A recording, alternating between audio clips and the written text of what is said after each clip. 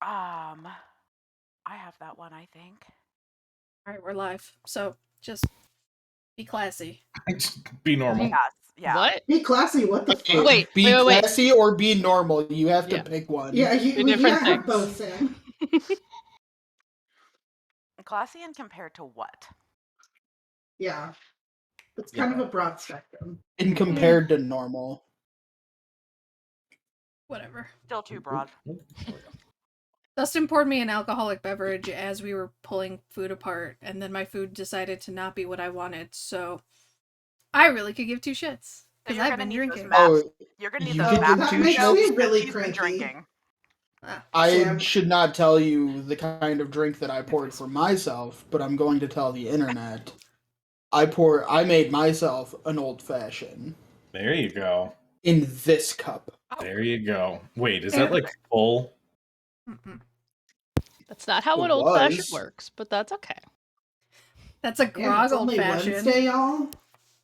Listen, it's been a fucking day. I've been up since 5:15. I had to go Yeah. into the city. Yeah, We got- there's. I mean, it. What I poured myself is not that bad. It's only 6 ounces of cask strength Kentucky straight bourbon. Okay, see, I only have an ounce of liquor in mine. So And it's Dustin's very Canadian precise. whiskey. Oh, then it doesn't count. Just gives you a very polite buzz. Hello, everyone. Hi, internet. We're definitely live. Oh, I didn't see you there. Hello, everyone, and Clearly. welcome to tonight's episode of Decisions and Dragons. When last we left our intrepid heroes, they were enjoying their month off, gaining some information, meeting with their sister who just got married, finding out that she's in the middle of moving from one manor to the next. And wasn't invited to the wedding. And invited to the wedding. Seriously, that's just rude. Yeah. Jericho and Faraday are getting a lot closer. Cadriel has begun her training as a cleric and found out some interesting information about Gladius. What else? Oh, Cadriel and Dermot went to Professor Rigg and had an experience, let's just say, with the creature that is inhabiting the necklaces of proof against detection that they had gotten made. And if I'm not mistaken, we gave. Did we already give those to someone to be destroyed? Yep. Or is Yeah, that still I took on them the to to-do the- list? I took them to the Raven Queen Temple with me. Yeah, Okay. they're gone. And all of those necklaces have been replaced. Yes. Yes. Except for Mako didn't get one, did he? He did. We No. did. Mako still has the old school one. Alright, well, it suits him. Mako probably knew the whole time because he was And just didn't telepathically tell us? talking to it, and he just like, oh, whatever. They'll be He was fine. probably like, We whatever. just figured then it was normal. These Little do we fucks know will he learn not made to a scry deal on with me. it, so. Also, Yeah. probably that. Yeah. Such low expectations out of Mako. Jeez. Not low, Not just Not low, like I know the guy. I mean, okay? I prefer the term accurate. Yeah. Yeah. Not low, whatever. just Certain on standard. par, really. Yeah, Yeah. I don't think less of them. it just Um, fits. It's fine. He made a new friend. He needs friends. Yeah. Mhm. And this one won't steal his booze or knock over Yeah, the chair. you- he's Maybe his sleeping in. soul, but I don't think he cares about his soul very much, Mhm. so that's fine. It's really just Yeah, currency. I at mean, this it'll point. have to compete with that like venom armor for his soul. So Yeah, Maybe you that's do the you, plan. girl. Get this it. soul is spoken for, the armor says. And Arthea decided to pay Estella Latimer a little visit. Had overheard what looked like what sounded like the tail end of a conversation between her and some other character who was interested in Ellis's blood. Going in with the intent of getting the plane artifact, Estella attempted to charm our dear Arthea into not going for that artifact. It's not important. To which Arthea froze her in time, quickly grabbed the artifact, and dimension doored out. Like a boss, if I might add. You had all returned to the Nollard Manor and had been given several gifts, of which, goddammit, I know I did not enter shit in D&D Beyond. I just now remembered that. So I will just take that one on the chin. How dare you? How dare. And as a final gift, at the request of, I believe it was, I forget who had spoken, it was a Faraday. Gilmore had introduced the voice of the Tempest, one Keyleth of the Air Ashari, I knew I who left something off my notes. How do you? That's the one. who I believe entered kind of awkwardly and said, hi, I heard that you may need something to be someone to be teleported somewhere, maybe? And then my monitor turned off. Whoa. You good, buddy? A driver timeout issue. Oh. What? That doesn't What did he sound do right. wrong? It might have been Incarnate now that I think about it, but it's fine for now. There was just like one monitor turned off and then the windows went crazy for me for a second there. So, fine. We're not going to talk about it right now. Probably just have to update my drivers. But yes, when we had left off, Keyleth had just entered. What do you Taking do? off that bingo sheet. Yep. Seen Scanlan and Grog and Percy at this point. Mm-hmm. But we did meet Scanlan. Sort of. We didn't know it was him at least. Yeah, you bastard. Some of us did. He was the bonus in the middle. Yes. Yeah. So Grog and Percy officially, Scanlan informally. How much knowledge would we have of, like, OMG, this is Kiki, because, you know, OOC, I'm real excited. Mm-hmm. I see. I'd say make a history check. Your cat's super good at this. She didn't pay attention in school that day. Okay. I rolled a 5. 10. 10. Okay. Upon seeing like a person basically is walking through his house, Thurston probably not knowing who she is either, to be honest, because we know he's terrible at history rolls. Is just going to walk over and give a very nice, polite, not like a full bow, but like kind of like a very short one, and say, hello, I'm Lord Thurston Nollard. May I ask your name, please? Hi. Right. Sorry. Keyleth. Hi. Of the Ashari, voice of the Tempest sort of thing. And then she does like the weirdest bow. A pleasure to meet you. Any friend of Gilmore's is, of course, always welcome at the Nollard Estate. Awesome. Well, that's good. Apologies about the mud. I will take care of that. I kind of forgot. I was coming from a bit of a rainstorm, but it's fine. I will I'll clean that up. I just realized I should probably do that right now. Is Jules in the room? Jules is already like wiping down all of the spots that she walked through. Okay. During the beginning of this conversation, Dermot looks at Jules like Jules doesn't have like spell casting. Like he's doing it old school. And so Dermot will just prestidigitation here, prestidigitation there. Like, it's cool, bro. I got you. Sorry, my online player does not want to boot, which is great. Sirenscape. We're doing Oh, great right. today, guys. Boot up Sirenscape. A+. That's a thing that I totally today. did 20 minutes ago. I did it. What are I you did it guys today. talking about? Did it today. I'm gonna just uninstall and reinstall it because that's what you do mid-session, right? You're good. It's all good. We're Do not your in thing. session. We're still at the beginning. Yeah. While Dermot is prestidigitating like what he can see, Thurston has is just kind of gonna lean out the door of his room and like make eye contact with another servant and look at the spots on the ground. So like they know like that my mom better not see that.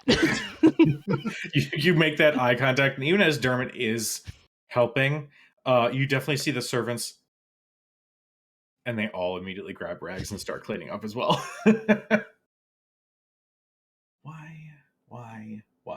Why can I not have nice? Is Ellis with us, or she's not with us, right? We were talking privately.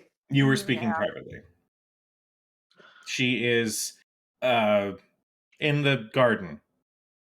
She's with Irid. Yeah. That's how DMs say They're- things with confidence, right? Yeah, they're practicing her battle maneuvers Mhm. with her Yeah. sword. Yeah.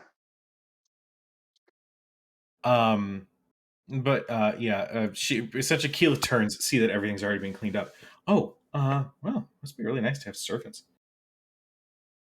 And actually, as you glance back, as you're kind of gesturing towards these servants, you do see one halfling who is sort of standing off to the side by the front door, kind of standing a little bit awkwardly. He's got like simple leather armor on. He's got a shield on his back and a short sword at his side, and he's like kind of doing that thing where it's like, should I help? I don't know if I'm going to make more trouble or not.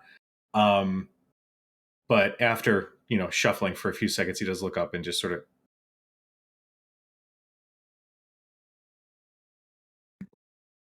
and then Keyleth says, sorry about that. How can I help? I think the relevant question first might be, how much exactly has Gilmore told you?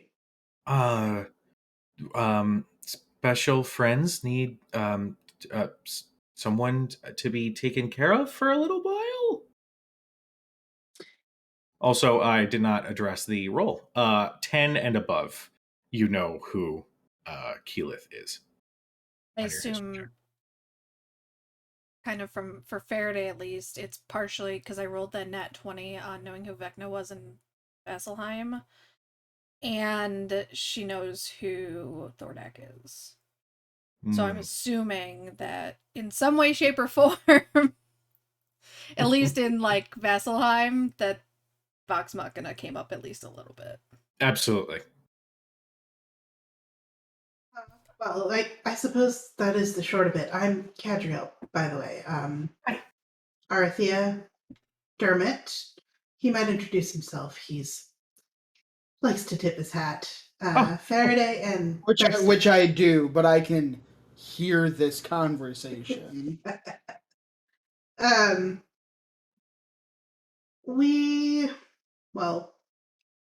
Gilmore's recent spot of trouble was part of a much larger issue that he stumbled into, I suppose you could say. We have a little friend named Ellis.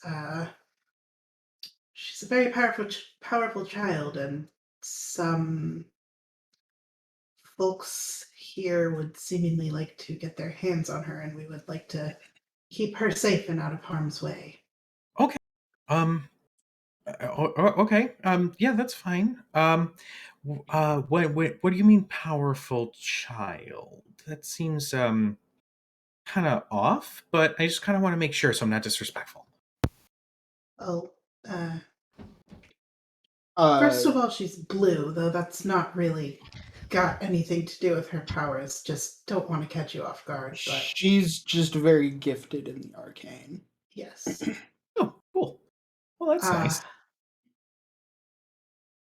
Another companion of ours is likely to accompany you wherever you head. She has agreed to help watch over her. Okay. Can I meet her? No, absolutely not. I'm not exactly sure where she is at the moment. I some of us just got back. Thurston just looks at Jules. I will retrieve little Ellis. Give me just a moment. And he bows and turns and walks out of the room. And then Keyleth, all you guys are kind of like in this room, just We Oh, could move to the dining room or sitting room if everyone would be perhaps a bit more comfortable. Whatever works. I'm easy. Yes, let's head to the dining room and perhaps I'm sure your travels here were long, so perhaps a refreshment for you. Oh, thank you. Thank you. Thank you. Thank you. And she sort of like follows you out the door. Where do you choose to host this little dinner? Just head to the main dining room. Okay.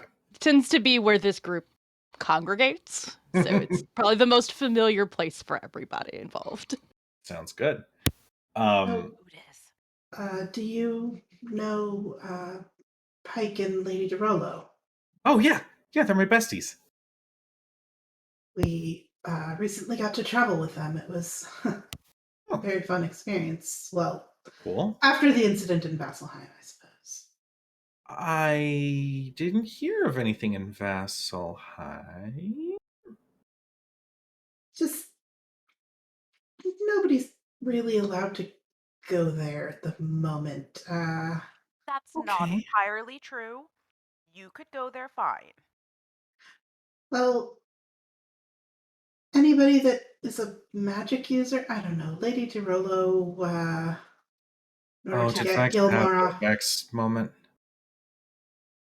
She was very She forceful. burst into the Don Marshal's hall with a very large bear in order to get Gilmore off his trial from being in trouble, and very, very professionally told them to where they can stick their swords, so to speak. Yeah, that's good old Vex. Oh, okay. Well, that's fine. I mean, I thought it was Really? amazing, but Yes, I certainly never thought to bring a bear to the negotiation table before. Trinket is surprisingly smart with regards to negotiations and business and stuff. I actually heard that he may have robbed a Winter's Crest Festival of some of their pies recently, but that's beside the point. But yeah, don't. They're after my own heart. Well, it's good to know that they're okay. Maybe I've been away a little too long. well, Pike is here in Western somewhere. She came with us when we left Imon. I'm sure she would love to see you. I'm not exactly sure where she is, though. Can one thing at a time. And as she says that, Jules enters from the garden, and you can hear the pitter patter behind him. And quickly overtaking him is young Ellis. Her disguised self is dropped. So she runs into the room straight towards Faraday, and then looks and sees a stranger, and then immediately like drops her like excited attitude, and then like kind of hides behind Faraday. Hi, are you Ellis? Yeah. Okay. She's a friend of Gilmore's. Hey. Keyleth sort of like kneels down a little bit just to kind of get on her level. She just says, I love your hair. Thanks. Yours is pretty too. And she's still like, she comes out a little bit, but she's still clearly very hesitant. And Keyleth says, well, your friends tell me that you're very good at magic. Is that true? I'm kind of a prodigy. And then Keyleth says, I've never met a prodigy before. Can I see some? Ellis, again, kind of looks up to Faraday and the others. Aw. Sure. If she looks at me, I give her a smile and a wink. She looks at Thurston. He just says, "Perhaps not the spell you were practicing on the walls of the astronomy tower. Thank you. Okay. It's an outdoor Please don't break my spell. house." That's outdoor spells. We'll use indoor spells. I lean down and say, "We can fix the house." This house. Dermot, make a persuasion check. Fucking gladly. And Thurston, you can use the hurt action if you'd like to give him No. disadvantage. Ellis, Keyleth here is friends. Oh, with it Pike. was. My persuasion is piss poor. Only a 16. She says, Bards, man. "Oh, Estella did teach me one thing," and she holds her hand out. But the main thing was if I conjure something to put it away again. So she holds her hand out, and you see gathering this teeny little ball of ice that starts to grow and grow and grow. And it's just levitating above her hand and sort of rotating constantly, this ever spinning sphere of ice. And then if I can focus enough, and you see it gets smaller and smaller and smaller until it's the teeny little dot. And Keela says, "That is very impressive. That actually takes a long time to learn." And Alice goes, "Thanks." And then the little speck shoots off in a direction. It definitely collides with the door frame just above where it leads into the kitchen. And you see this little explosion of cold kind of spiral or spider web onto the wall. I just watched Thurston to see his reaction. Mistakes happen when one is learning magic. I'm sure my mother would like to tell you many stories of what I did to this very room when I was younger. Really? I'd actually Cujo, like to how hear much those damage stories, does it too. actually do? It was essentially chromatic orb, so a D8. Okay. Sorry. And Keyleth looks up at the door frame. That's a lot of cold. That's a lot of ice. That's awesome, though. Can you show me more? As long as the damage doesn't cover more than 1 foot in any dimension, mending. You cast the spell and you watch almost like the wallpaper get a mind of its own and start overtaking where the ice had, been impacted into the wall until it is completely restored. Thank you. I give Thurston some finger guns and that clicky sound that people can do with their mouth that I can't do. Just you need to find a YouTube video of it and then just play it whenever you want that to happen. No. I love the dude to death, but I'm not Trig. I don't come to the D&D table with a fucking soundboard because I'm playing a Kenku.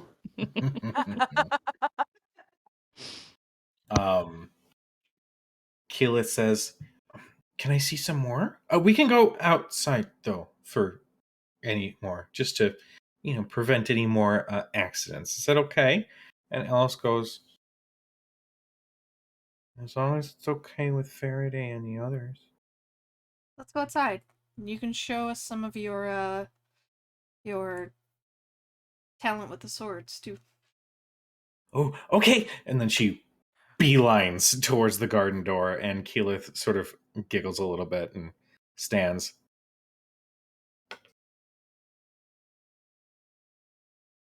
And she hasn't moved yet. She's trying to kind of like me, form a sentence. Where did as soon as you found her again? as soon as Ellis bolts out of the room, Dermot does his best Gladius impression and says, "A battle is afoot!" and runs after. You definitely hear, "Ha ha! Indeed." See? He gets it. Keyleth, Oh god, now I'm gonna hear two of you. you found her in Singhorn? Okay. I can tell you, and now, mind you, the spell she just performed is not terribly difficult. But I know, personally speaking, it took me until only about 10 years ago to master my magic. So that's interesting. We saw Dermot use what is that hand thing called that you do, Dermot? No, Dermot's gone. Dermot's Oh. gone. It's mage Whatever. hand. Mage It was mage hand. hand. She saw him do I'm not so great with magic, but she saw him do that. And She replicated it. Well, in somewhat in her own 5 way. minutes or less. Huh. Well, um, Truthfully, we found some information from the person that was watching over her while we were assisting Gilmore. They believe that her blood can be used as a spell component universally. We are Not quite just a worried. component. I think she said it can amplify certain Well, magics. even more reason to worry. We want to get her away from here and keep her away from anybody that might be wanting to harm her. We would keep her ourselves, and I'll glance over at Faraday, but it's not much safer with us all the time. okay. Well, let me just get a little bit more on her abilities. That's worrisome. And we'll say that this is conversations happening as you guys are making your way out to the garden. If you guys will give me a couple minutes, my computer is freaking the fuck You're out good. after that driver crash. So give me like 5 minutes to get rebooted and everything. I'm really sorry. My computer is shitting itself right now. Fine. Be back in a little bit. Bye bye. Hooray! Oh shit.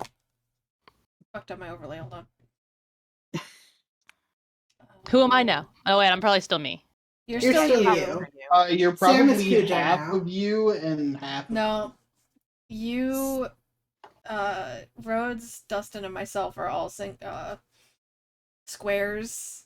Court and Dina are halves. Which half? Well, you're like split down the middle. Hmm. Well Well then. There we go. I fixed. No more borders You're until he gonna comes back. have to fix it again. It's a click of a button. It's fine. I switched Yeah. scenes, Gotcha. so we're good. Be fine. So, how's everybody doing? How you doing? You Guys, know. we should all just level up our characters 2 or 3 times and see if how you long realize- it takes for Cujo to notice. Like, save a copy, obviously, because I'm not a monster. I'm not Add some sure. add some legendary level magical items and just Yeah. start using them Yeah, and see if he's Just like, I mean, on your yeah, list, like, not like you Court, can them like the anyway. next time we go into combat or the next time somebody pisses you off, just cast Disintegrate. I think that one might be Next a time little somebody- obvious. I Yeah. think our Spence, why are DM you is crying? listening because he just said that Dermot loses a level. Did he? Whatever. Where? Facebook. Facebook. chat. It's probably on his phone. Damn it. Whatever. The Overlord has Joseph. spoken. Our DM is a big dummy who smells bad. Ooh, fighting I don't even know words. what I did with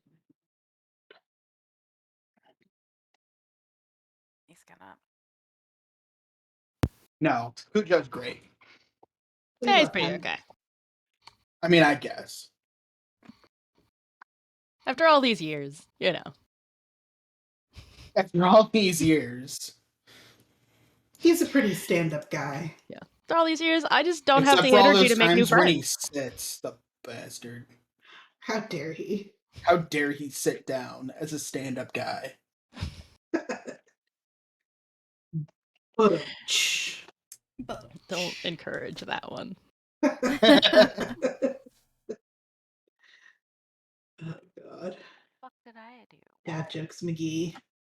Guys, I'm working on my dad jokes. Because the next time I learn a bard cantrip, I'm taking Vicious Mockery. Yeah, Jeez. Otherwise known as I I'm love taking dad jokes. I love it. I love dad jokes for Vicious Mockery. That It's was just the really worst. wonderful. That was the worst. Dad jokes at level 1. What's wrong with you? All right. I'm sorry, sir, you're gonna have to be more specific. It's like, take your pick. Yeah. I'm not gonna boot up. Okay, my online Like player is we working. only have a few hours and we still have D&D to play. I'm working on it.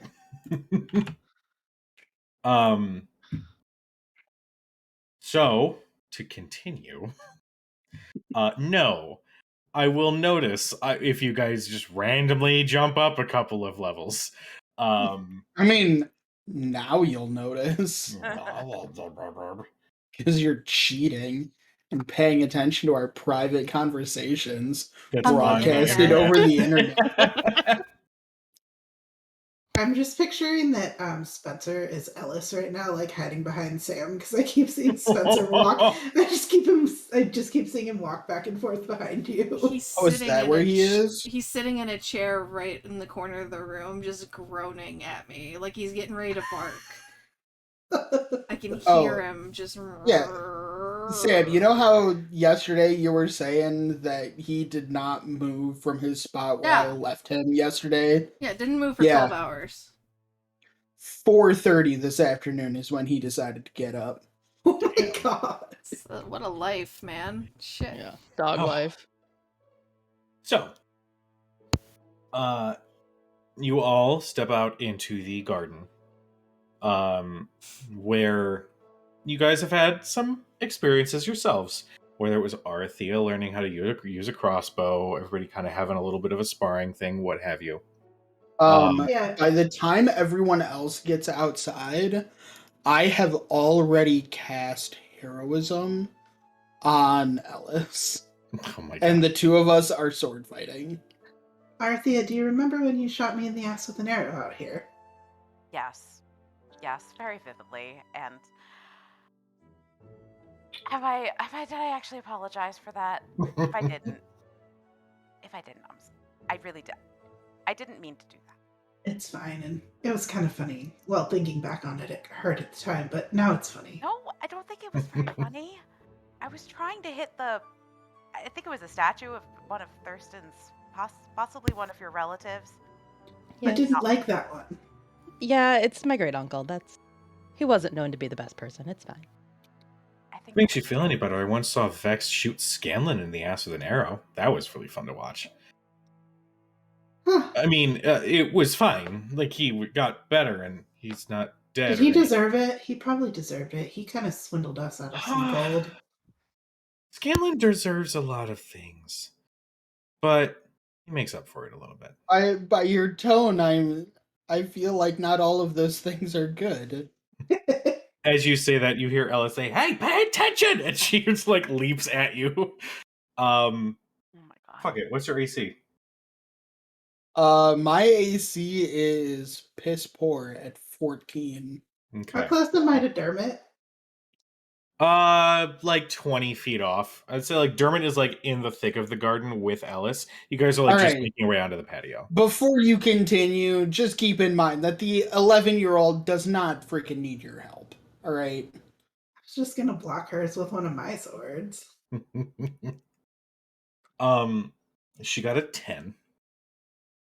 So she swings Good news, that's his little AC. wildly, and Dermot, you just sort of step out of the way and you see her like like she's trying not to fall over. She's trying to catch herself, but she tries to catch herself for about 5 minutes before finally falling over. She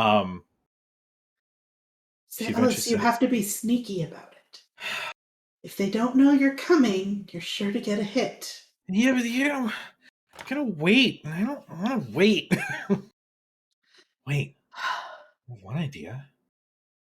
So don't wait.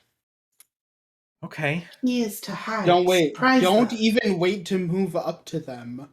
And from however far away I am going to cast.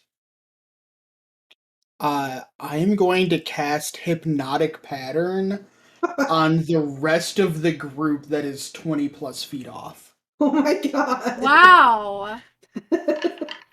Save us that.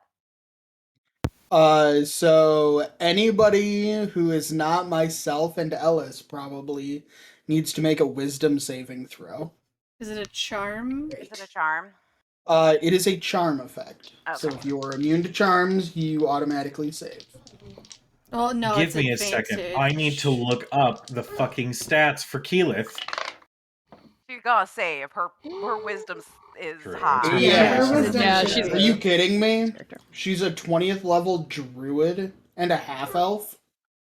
Yeah. She's Yeah. probably gonna make that save. 15. 20. 12. Stop. The DC is 20. What the fuck? How is your DC 20? What kind of sandhill Actually, bullshit it is might this? only be 18. Hold please. I rolled an 11, so I didn't make it either way.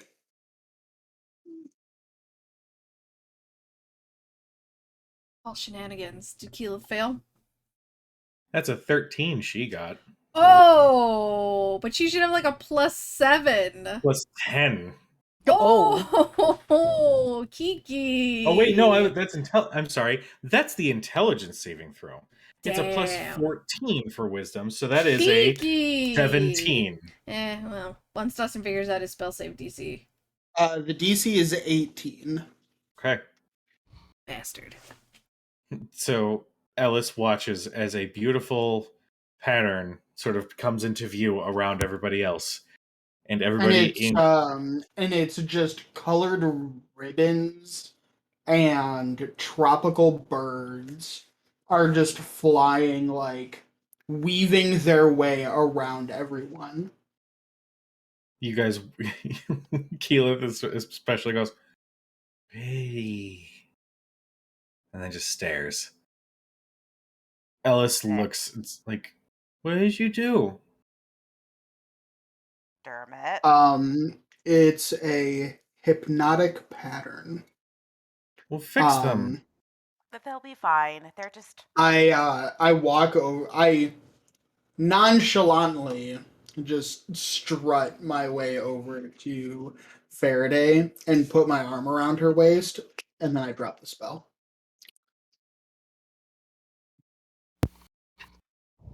When they're sufficiently distracted, you don't have to waste time even running up to them.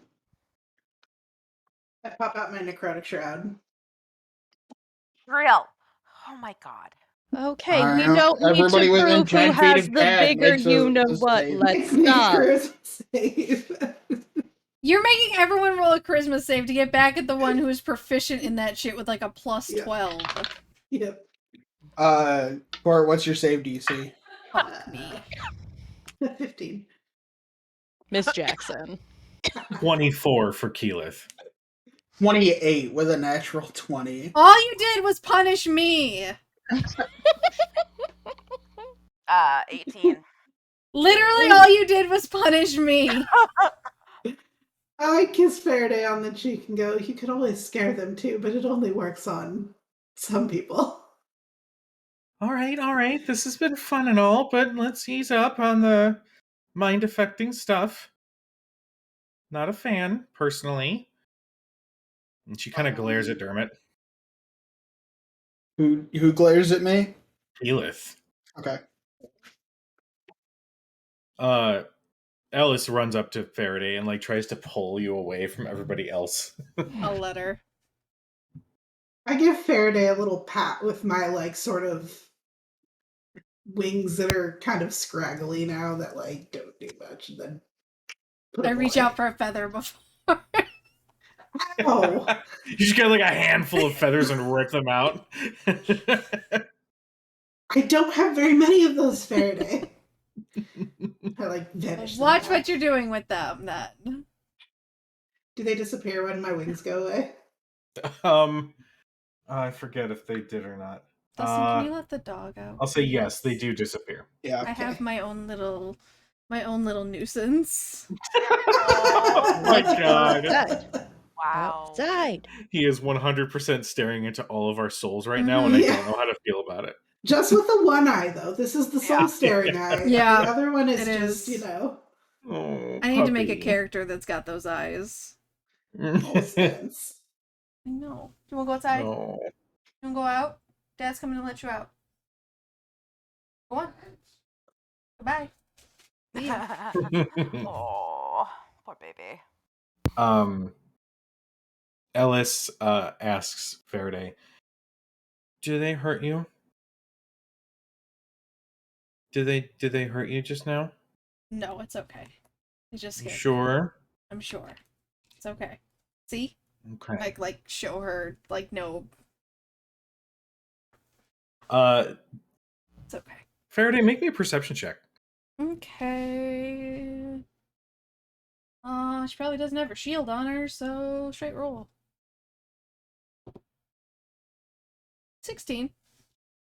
With a 16, as she asks if you're okay and you're kind of calming her down, you sort of realize that her runes glow just a little bit brighter as she was worried, but then after you calm her down, they kind of return to their normal sort of glow, if you will. Oh, that could be bad. But Keyleth, we'll say for the sake of time, Keyleth and Ellis sit, they practice casting magic. Ellis shows off some of her sword moves, which are lacking, but she's a child. She's like 8. Yep. Trying. Yeah. Really But hard. as the whole exchange is happening, you guys are seeing Keyleth, while engaging her and like getting her excitable and trying to gain trust, you can see Keyleth also like studying her a little bit. And after a few minutes, Keyleth says, "I'm gonna go talk to your friends for a second, okay? But can you do me a favor?" And Ellis goes, "Yeah, what?" "There's that horned dude. I think his name is Dermot. I think you need to go and hit him in the butt with your sword." She goes, "Done." And she immediately bolts for Dermot. Bring it, girly. Aw.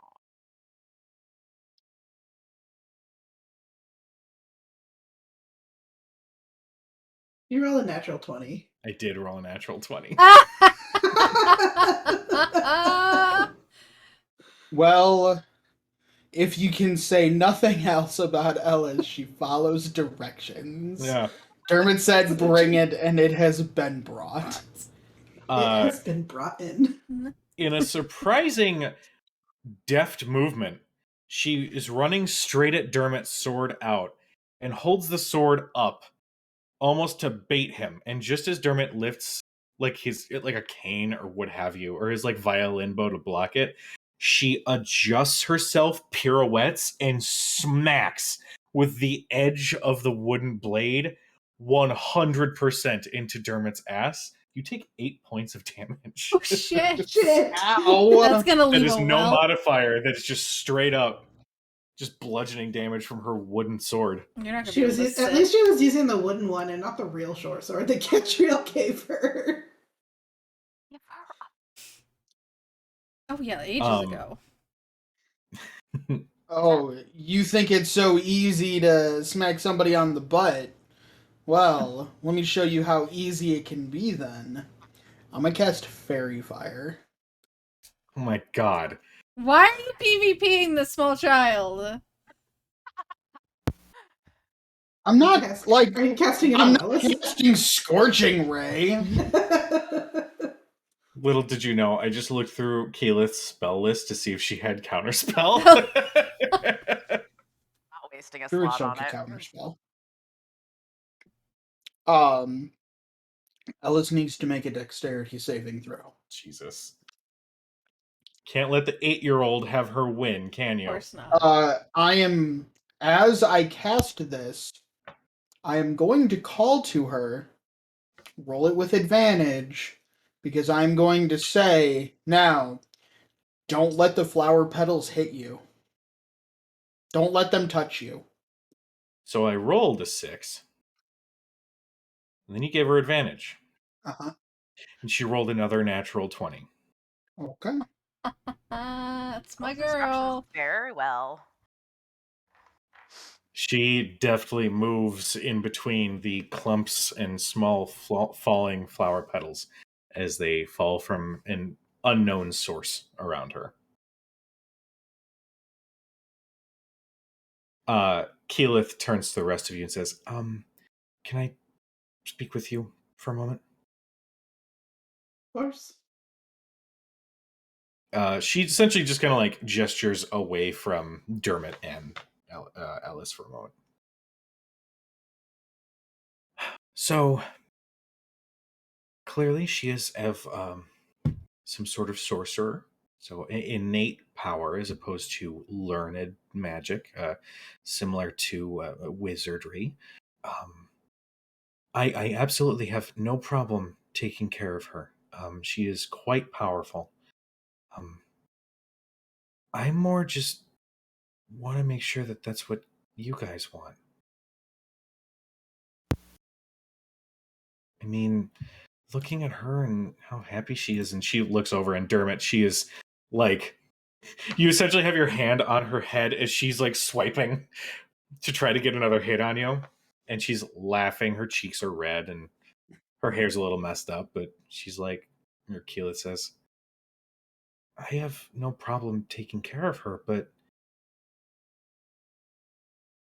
are you guys really okay with this? Truth of Our the matter lives is, are... Oh, you... go ahead. No, Yeah. no.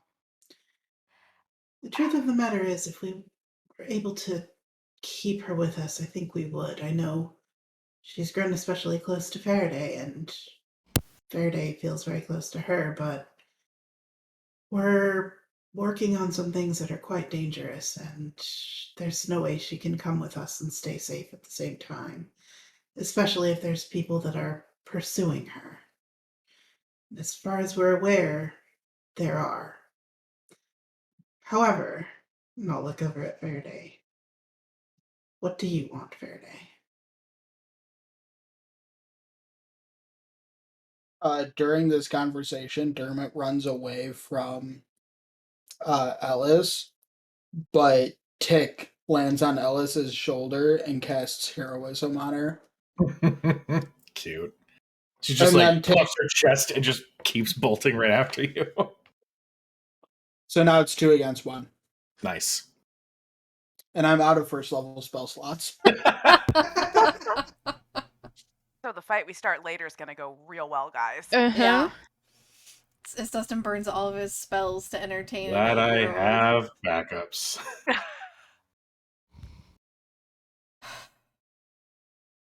Fine. Dermot will be fine. We'll all be fine. Keyleth looks to Faraday. There's too many people looking for her. Too many dangerous people that want to use her. But it needs to be her decision. I'm not Lily. No offense to you and gesturing to Keyleth. The last time we left her with someone we thought we could trust. She was turned into a science experiment. And we got into even more trouble. I trust you because I trust Gilmore. But I can't just drop her off with someone because of that. It has to be her choice.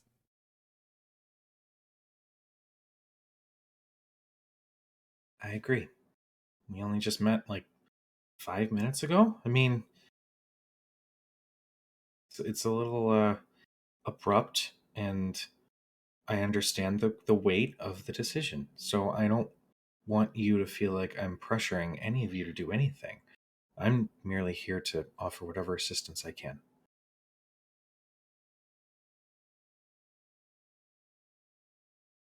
You appreciate the help. It's a little bit hard to know who to trust right now, I suppose. That's what it feels like. Well, if I learned anything, it's that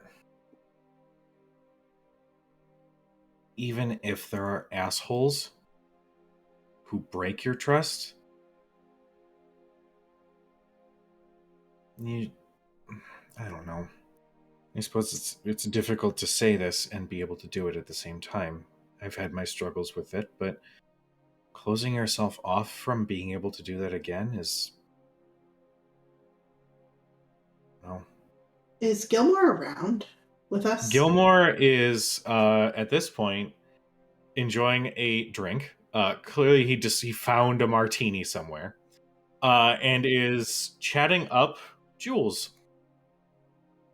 Oh, yeah, I'm curious. What did what did Gilmore get on his wisdom save for the He wasn't with you guys. He was Oh. definitely like in the kitchen, like finding something to drink. Like, let's be real. Making himself Gilmore's at like, home. yeah, Gilmore 100% is making himself at home in this wonderful, lavish mansion. Solid. And is Irid around anywhere we can see? Ired is she's in the garden. She's just sort of kind of keeping a view away from you guys. Clearly, registering that there was some intense conversation happening. She just took a beat and is just essentially running perimeter. What would you have us do with her, Faraday, if she doesn't want to go? Yeah, I'm not going to force her to go. We'll figure something out. But the last time I just left her, and of course taking her with us would not have worked. But I'm not just going to drop her off. It has to be her choice. Well, how honest of a conversation will that be? She is a child, but we do have to be fairly blunt that her options are limited options, but not necessarily fantastic ones. I suppose she would of course be welcome to stay here, but knowing that there are more and more powerful Arcanists after her, my home is not equipped for protection of that nature. I know. So there's the fact that, well, with your sister's marriage, there are ties to other unsavory figures. I don't think having Widward get any idea of her capabilities would be good for her.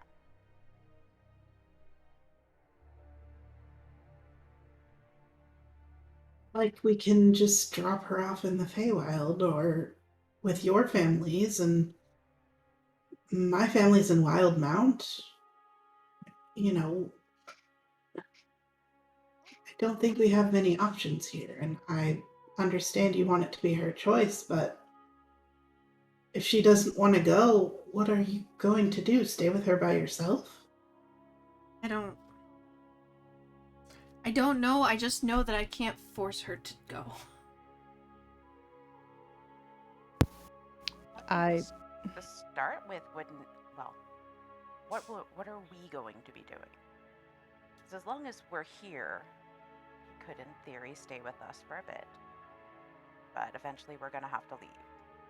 And I don't think we've really talked about where we're going from here. Very true.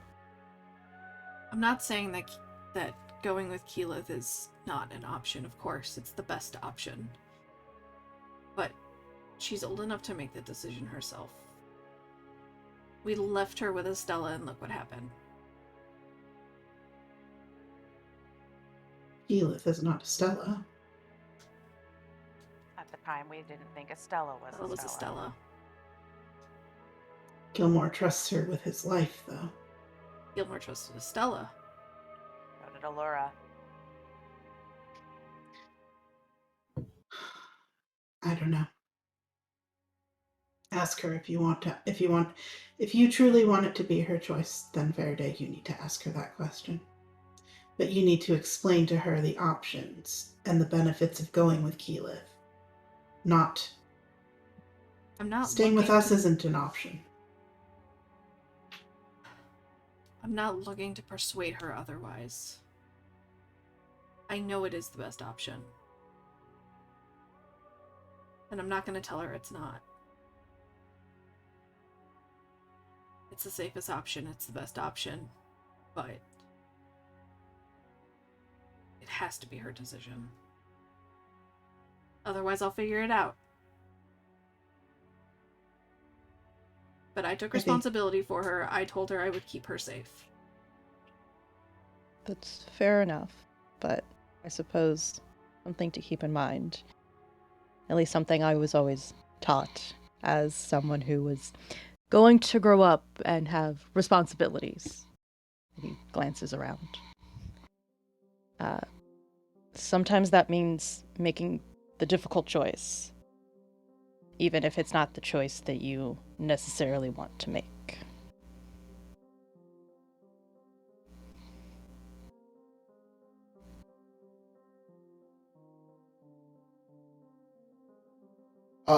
While Sam checks her Facebook messages, you all hear at this point, Tick is buzzing around Dermot's head as he lies on the ground, now screaming for help because he has been bested by the superior fighting technique of Ellis.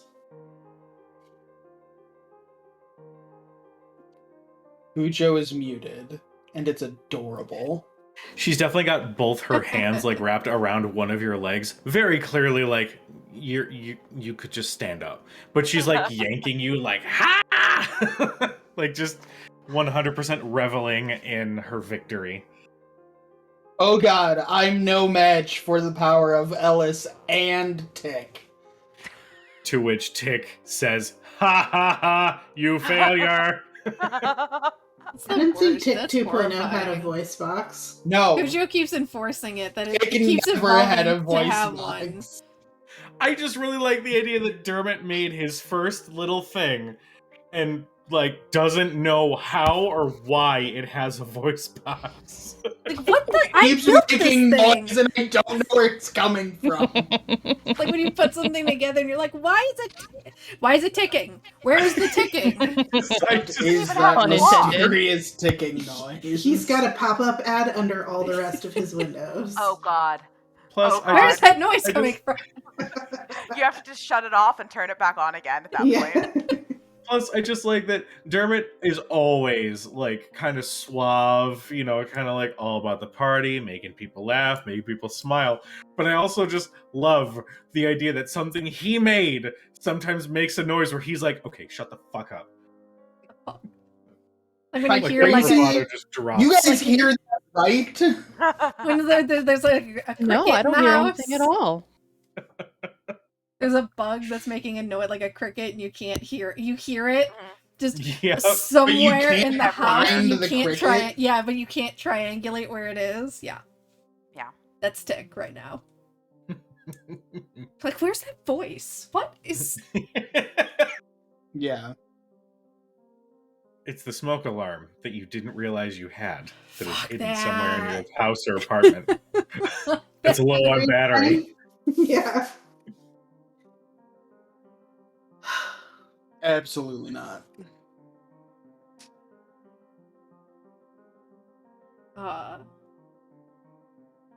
Faraday watching this debacle happen. Oh, and it's a mess. It really is. Like Dermot's hat is off in a bush somewhere. Mm-hmm. God help him if he had brought Fiona out here. Oh dear. Oh yeah, all of the bard spells that I'm doing is just me singing because I have a sword in one hand. I got you. I'm not going to actually risk injury to someone as important to me as Fiona is. And yet you ignore her talking to you. Oh dear. Something. The phrase you wanted to use was something as important. No. Wow. It's Fiona has 2022. more- You don't refer to people as a thing, Rhodes. Fiona has Fiona? more personality than Dermot ever will, which Aw. should terrify you. So But Faraday will heal herself from the adults. Or a bunch of teenagers. yeah, Like, this group is literally a bunch of 20-somethings. it's true. What season is Faraday right now? Is she She's still- spring. She's spring. And she's being this super serial? Yeah, edging it's- towards summer. She's edging towards... Yeah. It's like... Right now Faraday is the fun one. It's like Rusty. this... Yeah, there's no physical representation, I don't think, but, like... It's almost like you swear you can see, like, the shift and it's fighting between winter and summer. And it almost is equalizing into spring. Just because that, like, the emotions are just, like, fucking raging. Yeah. For reference, with the 30 days that we just took to chill in Westrun, we are now hitting the equivalent of June. Oh, hey! Good to know. Totally skip over spring. You may need to get me a new mini. I've got a summer mini. All right. I think you have the summer mini, actually. Because she was summer I only for a have- while. You had all four of them. I've got winter and spring right now. You should have summer. Because Should she I? was I think she that- was summer in Singorn. Oh, After Huh. that yeah, after she the was. hag, she turned She into summer and was. she was summer for like a good like Oh 3 yeah, weeks. she was summer for a while. All She right. was summer until we hit till we went back to Till we went to Tersteele. Vasselheim. Yeah. Oh wow. All right. Well, I have some correcting to do on my side. Yeah, that hag like really fucked with her head. Yeah, that was rough. Heck though, right? Hags Hey, we- though. 0 out of 5 would not recommend. Recommend. No, but we got Ellis from there, so We like did. it's like 1 out of 5. No, I just mean the hag. Oh, okay. Yeah, Singorn trip was like a 1 out of 5 because we got Ellis out of it. Yeah. Ellis is pretty cool. I Still give 0 out of Singorn 5. as a whole 2 out of 5. No. No, but Singorn itself gets like a negative, so Ellis just Yeah. pulls it back up to a 1. This is the weirdest Yelp review I've ever read in my life. This place sucks. Travel advisor. Yeah. Go here. This place sucks. State Department advisory.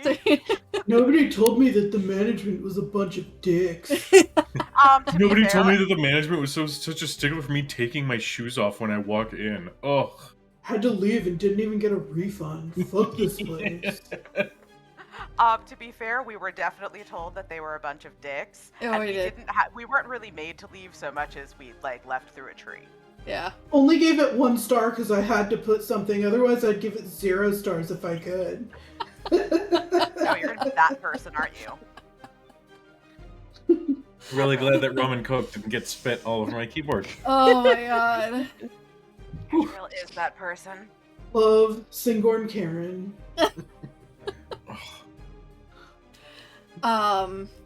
Dude, there are only 2 people who live in Singorn, and their names are Karen and Chad. I was just gonna say Karen and Chad. That was Karen and True. Darren. It's like a whole fucking city of Karens and Chads. Yeah. And you can fucking at me.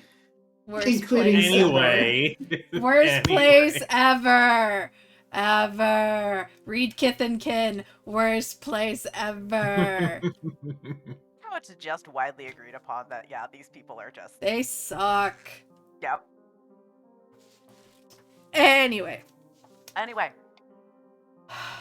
She peels herself away from the group and like goes over and just kind of like stands like with her arms crossed, like just like watching this whole Hermione reaches debacle. out a hand and is just like, help me. You just see this shit-eating grin on Ellis going, I slayed the monster. I see It's that. at this point that Faraday turns into Summer. Yeah. I see that.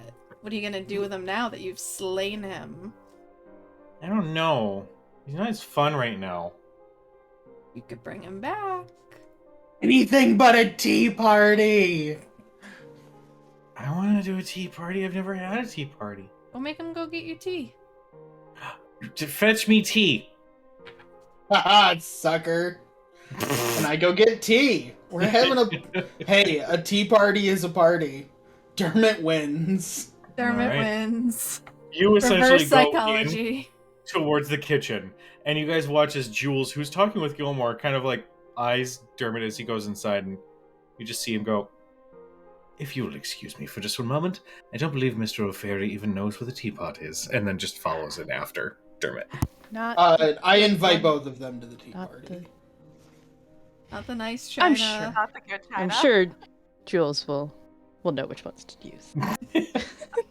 I hope the Nollards have 2 tea sets that look almost identical. But one is the good China and one is the One is the good china, like and every one day. is the set that you give the goat man. And Yeah. like the only difference is like a slight color variation or something. Yeah.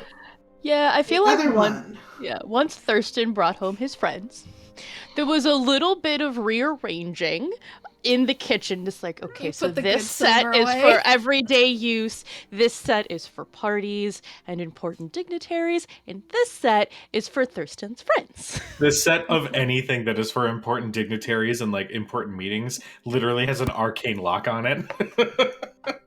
You know the cabinet that's for Thurston's friends is favorite plates and red solo cups. Oh, Yep. absolutely. Because we It's can't got be plenty- trusted for that shit. It's got plasticware. It's like when your kids bring home their college or high school friends, and you're like, all right, we'll hide the silver. We're actually away getting mom's like fine china. we're We're getting Gracia's like first tea set Yeah. But they're from when like she cups was like 4. this. Yeah. I she's have that like- set. You know, Sam, you say things like that, and then I just remember all of the D&D games that I would run in college in my parents' dining room. Mm-hmm. And I feel like I need to call my mother and apologize. Yeah, you should. Yeah, you really should. For many things, I'm For sure. many But things, but So. so she will she'll sit in the grass next to Ellis and like just watch Dermot walk away, run away, gallop away, clip clop away, Look, whatever the anywhere Dermot goes, he clip clops there. whatever the verb is. And when he leaves, she'll look to Ellis and say, so what do you think about Keyleth? She's fun, super right? nice. Yeah, I really like her cape. Are those real leaves? I think so. That's super pretty. She's I want a supposed cape like that. she's supposed to be really powerful. I like her staff. How does that thing stay on the top when it's floating? That's really cool. She kind of like looks back. Magic, I think. That's awesome. I want one of those. Would you want to learn more magic like her? You ask that, and she kind of gets a little apprehensive, but she does say, "Yeah, as long as she's not scary." I don't think she's scary. I've heard tons of stories about her. Really? Mm-hmm. Like what? Like she fought a dragon and saved a city. Remember the city we were in? Yeah. Yeah, Iman. She saved that city. No way. Hmm. Oh, that's so cool. The city I went to when I was gone for that month. Yeah. That city, she saved that city too. What? How many cities has she saved? I think a lot. So cool. And she like looks back in like admiration at Keyleth. Like you essentially just said, "Hey, remember all those qualities out of a childhood hero that you want? She's right there." She's right there. I mean, really, we can all aspire to be Kiki. True. We all have something we can aspire to be with her. Yeah. Goldfish. Minus Okay, the- maybe not maybe not everything. Just jump further. You know what? Everybody has to learn hard lessons sometimes. I mean, And we're if practically memory gods. serves, Marisha has not made the same mistake twice. She has not. I mean, she's Her, only her ever next character got Featherfall. she's only ever died to herself, so True. It's that's an true. accomplishment. Fairdale.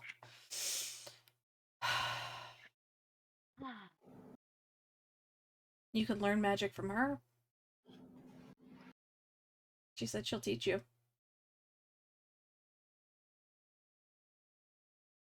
And she looks up at you and, do I have to go away again?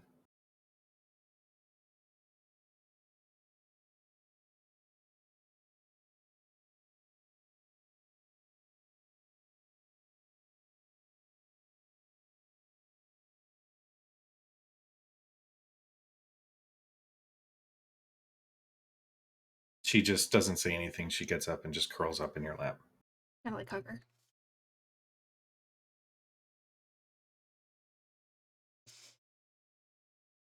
But she'll be able to teach you all the things I can't. And I think if you ask really nicely, that halfling that came with her might be able to teach you how to fight with your sword still. I saw him, he had one. I'm absolutely throwing Orm under the bus. He just kind of like peeks his head and like, oh, what? Babysitting duty. I mean, you know. It's safer with her. But we'll come visit. Dermot will sit down next to both of them and say, what do you want to do, Alice?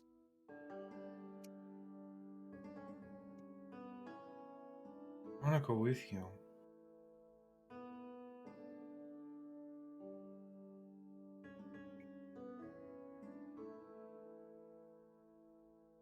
God, what the fuck? Ah, shit! No! This is literally a situation of my own making. I'm not is. allowed to get emotional. Sucker. Look at Sam right now. Because I'm gonna get sad.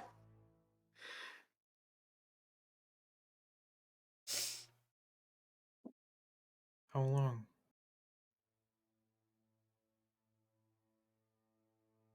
We have some things we have to take care of.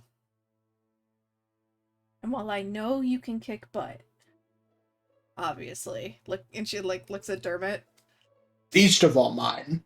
Dermot, you definitely feel like a bruise like forming on your ass from that shot earlier. I'm not gonna be able to sit for like a week. But I don't know if I can protect you. I want you here. Trust me. But I think she can do what I can't. But I want you to make that decision. I don't want to just send you off. That's not fair either. she can teach you a lot of things that we can't. And you'll be a lot safer with her. And we'll come visit when we can. And you can talk to me all the time, like we did when I was gone.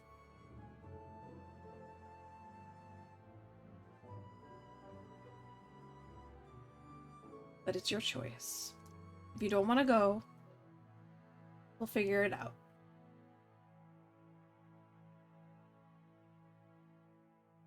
She kind of buries her face in your lap.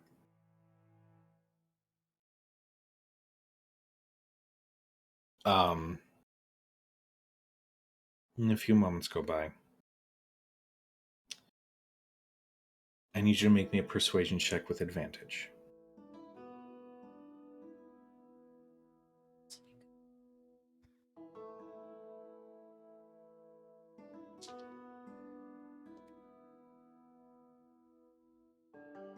Is that a natty 20? Yeah. So it is possible.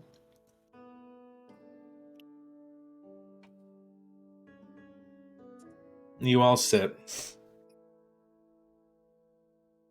And you can tell, even though her face is buried in your lap, that she is crying a little bit. Friday's crying too.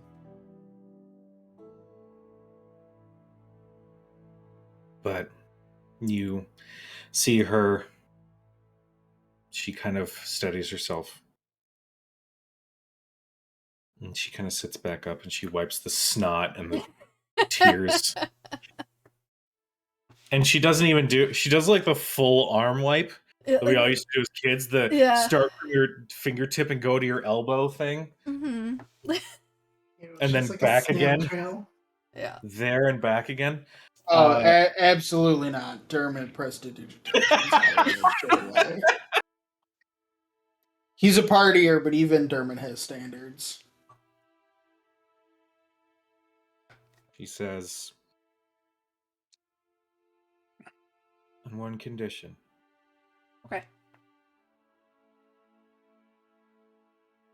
I'll go with her and learn when I can. Until I'm actually strong enough so I can come with you. Deal. Like, she doesn't even hesitate. Like, there's no thought. Absolute deal. And when she comes back, she's fighting you. I've taken my licks. Absolutely. And if something, I'll do you one better. We'll keep that deal. But if for any reason something doesn't feel right or something happens, you take this. And she takes Allura's bracelet and she gives it to Ellis, thinking she'll apologize to Allura later. Mm. And she'll give it to Ellis. Remember, you get 3 a day, but I can contact you more. If anything feels off, trust your gut. Okay? But the minute.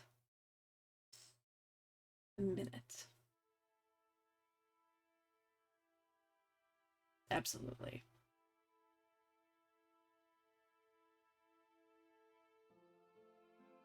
I'm gonna put a hand on each Faraday and Alice's shoulders, and I'm gonna cast heroism on both of them.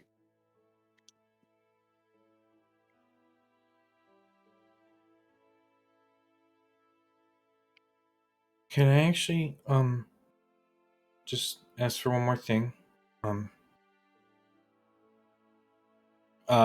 Faraday, what outfit are you wearing right now? Currently it's like her normal like breeches. She's not wearing her armor. She doesn't have her shield. And then like she's got the pendant and like it's like, Tina, you said it's like June at this point. It's like early June. So like, yeah, like tank top, kind of like some sort of thing that kind of shows off all the scars and, you know, kind of form-fitting. Hold on. And she goes over to the garden. She actually goes up to this small sort of section of the garden that all manner of different flowers and colors, and all these colors are just beautiful and vibrant. She focuses really hard, and you can tell she's still emotional because her runes are like flickering bright and dim. But she focuses, and you see this vine start making its way through each flower and grabbing a single petal until it's got this like rainbowish sort of collection that's just attached to this vine. It weaves around in a circle and weaves these petals into a bracelet. And she picks it up and comes back over. This one doesn't have any magic, but I'll trade you. She takes it and she puts it on. It's it's vine and petals, but it's pretty well made. I'll wear it every day. I won't take it off. Okay. Oh, Oh. cool. One more thing. And she'll kind of like rummage around. She's got like stuff on like on her belt. She'll take off the dragon satchel and hand it to her. You put anything in there. Right now it's filled with grass. Open it up. She opens it. See the dust? Yeah. Don't eat it. You take a It handful of smells that. weird. It's going to. But if you ever need a little bit more defense, or just need to, your magic is off, whatever, take a handful of that and just throw it. And you can fill it with anything. You can fill it with snow or ash from a fire, and then you just wait a day and it'll refill. Okay? Okay. She puts it like over her shoulder, and you watch as the magic of the arcane item fit to her form. So it turns from this big sort of satchel bag to a small, almost like purse-looking thing over her shoulder. And she gives you a hug. Both arms around the neck. Take her back. And then she turns and looks at Dermot. And then comes up and gives him a hug too. I return the hug and tussle her hair a little bit. Thank you for playing with me. Wait, you were playing? And I kind of like push her away from me a little bit. She smiles again, but and she walks over to the adults. I put quotes around that. And you guys can tell, you don't even need an insight. You can tell kind of what happened, what went down. And she kind of reaches up for Arathia's hand. Aw. I think you're really pretty, and I like your magic stuff. You. I think you're really pretty. And I wish my magic stuff was as good as yours. And then- When you're away, learn something new. Okay. Create something fun. Okay. Maybe she kind of just looks over toward where Keyleth is and then lowers her voice. Maybe something to get a laugh out of them. Okay. Thank you, Arthea. Thank you. You're a little hot. And she turns to Cad. Kind of scary, but I like you. Cadriel kneels down, so she's kind of like eye level with her, and she gives her a hug, and she just says, I know. I like you too, though.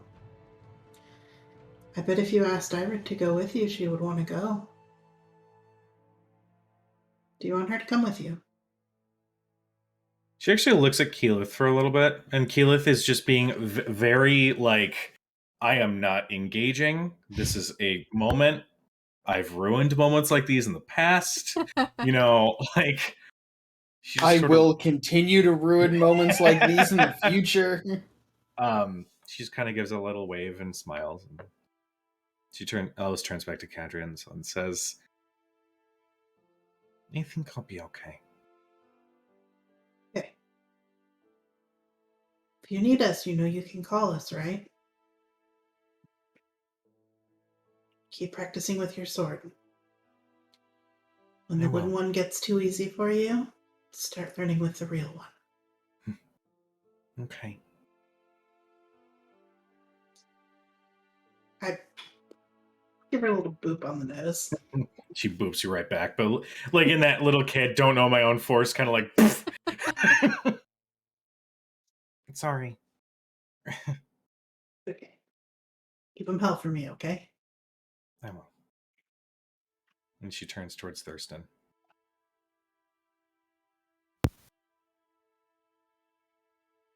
Thank you for letting me stay in your house. Of course. You're always welcome here. I never had a good bed like that before, so I'm probably gonna miss it a lot. Well, I'm sure that Miss Keyleth has a very nice place for you to stay as well.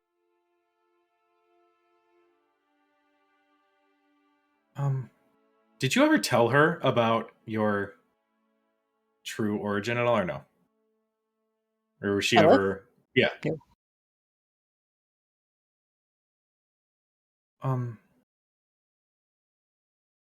You don't have to wear the mask all the time, you know.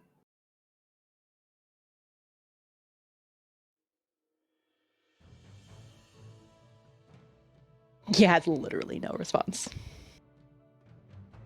And she just walks up and like hugs you around the waist. He like hugs back in that reflexive kind of way of like, I know this is my body knows this is what I'm supposed to do at this moment, but his Mhm. mind is not in the hug. Yeah.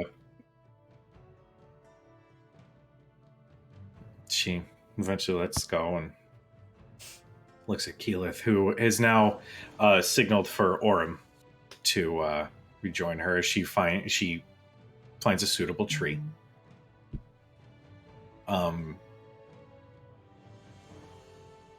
She does run back and give Faraday another really tight hug, though.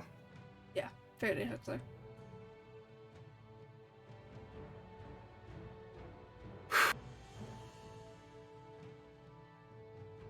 And she lets go and walks back over to Keyleth, wiping tears. And Keyleth says, I am going to take the best care of her, and I will keep communication, okay?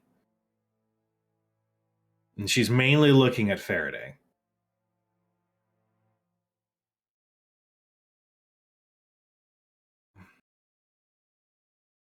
I'll see you all soon. Yes, you will. And she focuses on the roots of this tree. And you watch as the tree unseats itself. Thurston, your OCD for making sure everything is perfect goes a little awry as the roots essentially pull out from the ground. And there is this green glowing light coming from underneath. And you watch as the three of them walk through. And the roots slowly find their place in the ground once again. Who's the third? Orem. Oh, right. Wordlessly, Irid does approach from the perimeter and just puts a hand on Faraday's shoulder. She's gonna be fine.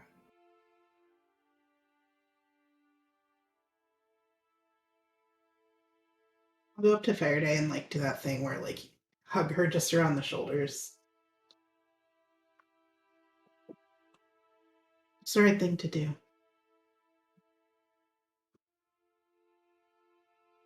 Doesn't mean it doesn't suck, though. You take a walk. I'll be back later. She kind of like extracts herself, like she reciprocates the hug, and like, you know, everything, and then kind of extracts herself from both of them and goes out the front door. Well, we also owe Estella a visit. You want to visit her? I follow Faraday out the door. Yes, I want to visit her. And I'll be right back. Doggo has to come in, maybe.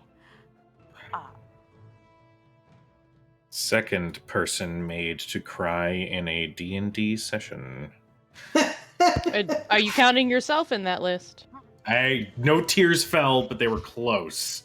Okay?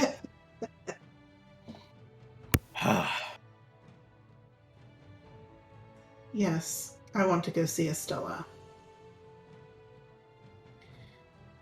Thurston, are you up for a little trip to the planetarium? It's an observatory. Whatever. Is the best exchange. Just like, yeah, whatever. Yeah, that. Whatever. Different. Whew. Does no one understand this? Yes, I suppose we should Okay, figure Tina, out. I what's understand the going on. difference. Irid Rhodes says, doesn't actually know the difference. I've never bothered to learn. it's essentially the same thing, at least from her field of study. It's just more esoteric than a planetarium. It's just not, though. It's not. Still doesn't give a fuck. Not a fuck was given that day. Oh, well, wait. Okay. She's still like hugging this orb, but she doesn't put it down. I Like, thought she she's put it like in the bag carrying- of holding. No, I'm pretty sure that she was carting it around. She was going to, but I don't think she ever actually did. Well, we'll put it in the bag of holding so she can't try to. Whatever it is she does. No, that's the difference. Good to know. Irid actually goes, oh yeah, magic.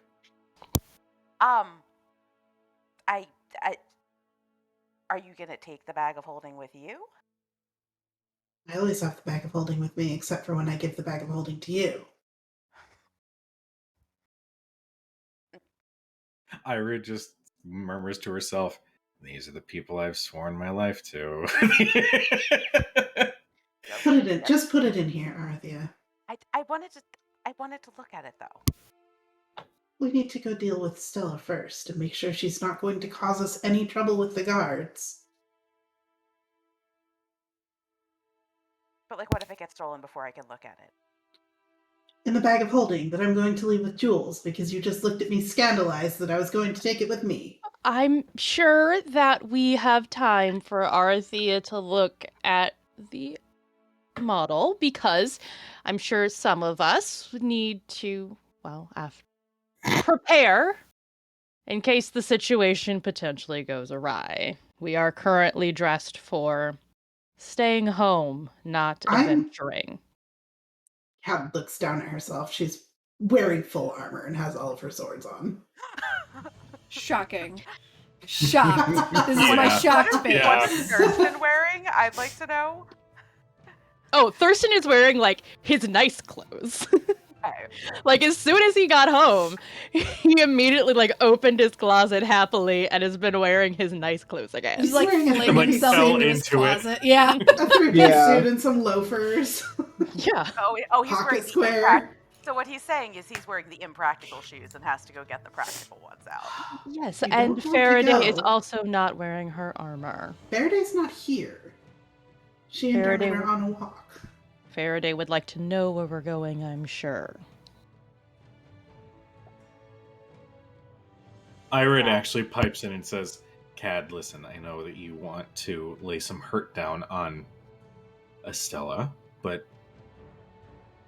maybe let's let things simmer down a little bit. Actually, I'd prefer we don't lay any hurt down. I'd prefer if she didn't go around charming people and trying to do whatever she was going to do to Alice. Well, no, I'd prefer she didn't do that. I have no idea what that was, but there's something else weird there, and I don't know what it is. Also, I don't Well, really know what would possess her to try and charm another elf. We don't charm easily. It's not. sheer stupidity. Or desperation. I mean, To be fair, I did kind of panic steal an orb, so I get it. maybe I should just go do some reconnaissance on her while I'm waiting for all of you to prepare whatever it is you have to do. So angry. Let's cut real quick to Faraday and Dermot. Faraday, you've got a solid maybe 10 or 15 feet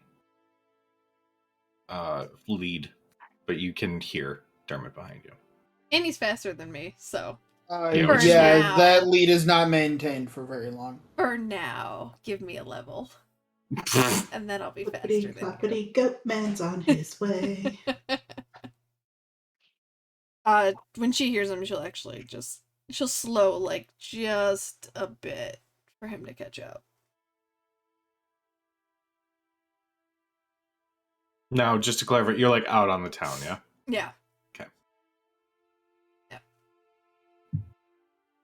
Almost as if like I had a sound set prepped for that. If it will load, that is. Is the hawker in it?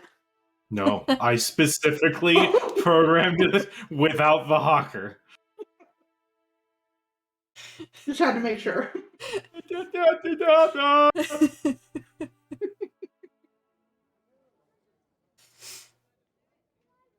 Yeah, she'll just walk. She has a destination, but it's not like she's like power walking to it. I just walk with her. I don't say anything. Where do you guys go?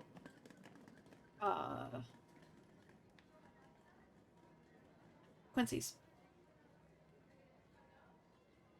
You approach, and at this point, we'll say it's getting to be evening. The sun is still up, but it's only got maybe a few hours before it does set.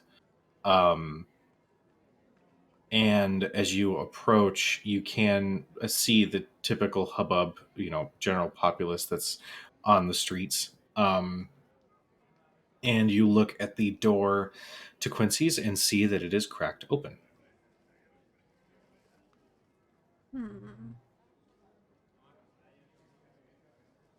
I'll look at Dermot.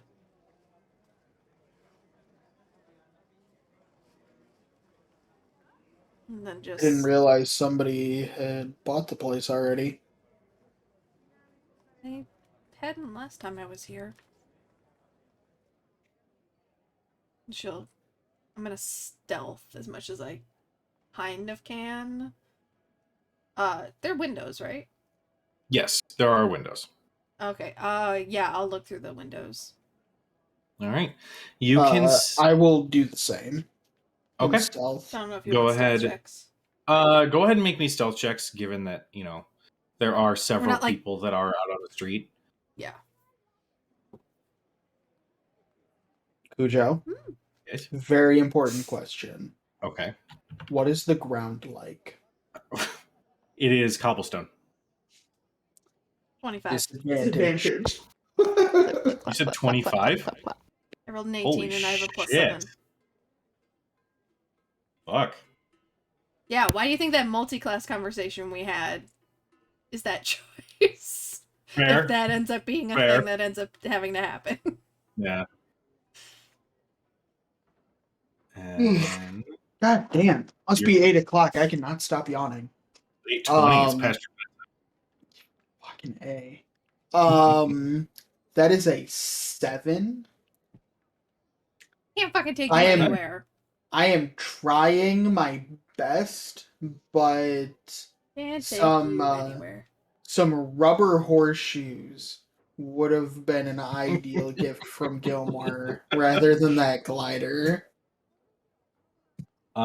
You approach Faraday without anybody batting an eye. You just sort of you essentially know how to move into a location nonchalantly enough that nobody's gonna really pay attention to you. I feel like over the Um, past like couple weeks, we've broken in. Jericho and I have broken into this place at least once or twice more. Yeah. Making out. No, I mean, it's private. And Dermot, you try to do the same. I'm doing my best, echoing- okay?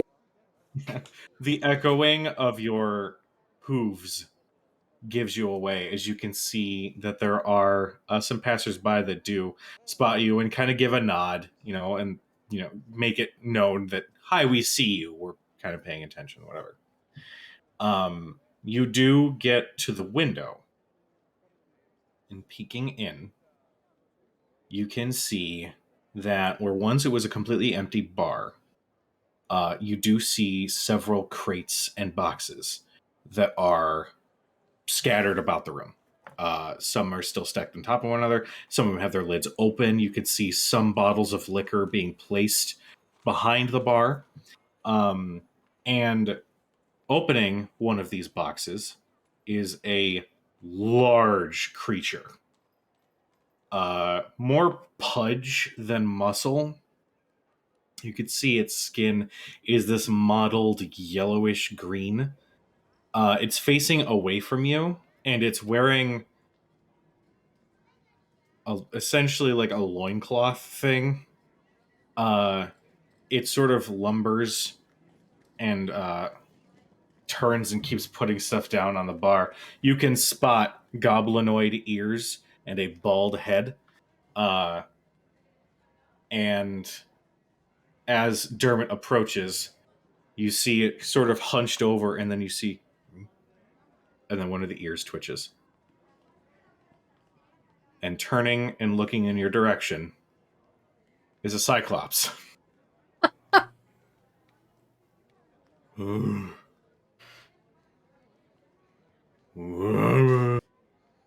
you see it wave with its Good job. fucking, I'm Very gonna say, important. three-fingered hand. I have a very important question for you. Okay. Does the Cyclops only raise half of its one eyebrow? Or does it raise the entire one eyebrow to just look surprised? I'm going to go off of animation that I've seen in the past. It's going to be one half of the eyebrow. Hate that that's a question you asked. Mm-hmm. And I hate that I had that fucking ready to go.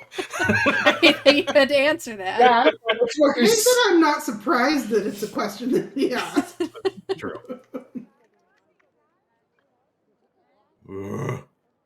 You just hear, it's difficult to hear through the window, but you hear this voice from the Cyclops echo into the inner rooms of the bar. And you can see a tuft of hair sort of like walk. You see it like just over the bar, a tuft of red spiky hair sort of approach the Cyclops from the other side of the bar before you see two teeny little hands lift, and there is a gnome, full, like almost like representing the gnome culture, like fucking candle flame sort of hairstyle, beady eyes, the ears sort of come out a little bit more to a point than sort of a sagging, dull tip. But you hear, and then the Cyclops, and this gnome is like, we're like against the glass, and this gnome just like pops up against the other side of the glass. so pops up onto the bar. So the window you guys are at is like maybe 15 feet away from the actual bar top itself. The tuft of hair you saw was essentially coming from around the corner that had climbed up onto the bar, and it is this little gnome yelling at the Cyclops. Okay. No. I look You at know I'm Faraday and say, I think we've been made. I think you've been made. Is that right? Am I using the right terminology there? As this conversation happens, the door opens a little as you can see the gnome just basically goes, it's a lot easier if you kind of make yourselves known so you can have a drink. Didn't think you were open. We're not. But gold is gold. He sort of turns and walks back in. Faraday will follow. As Dermot walks inside, he says, 2 glasses of your finest, then.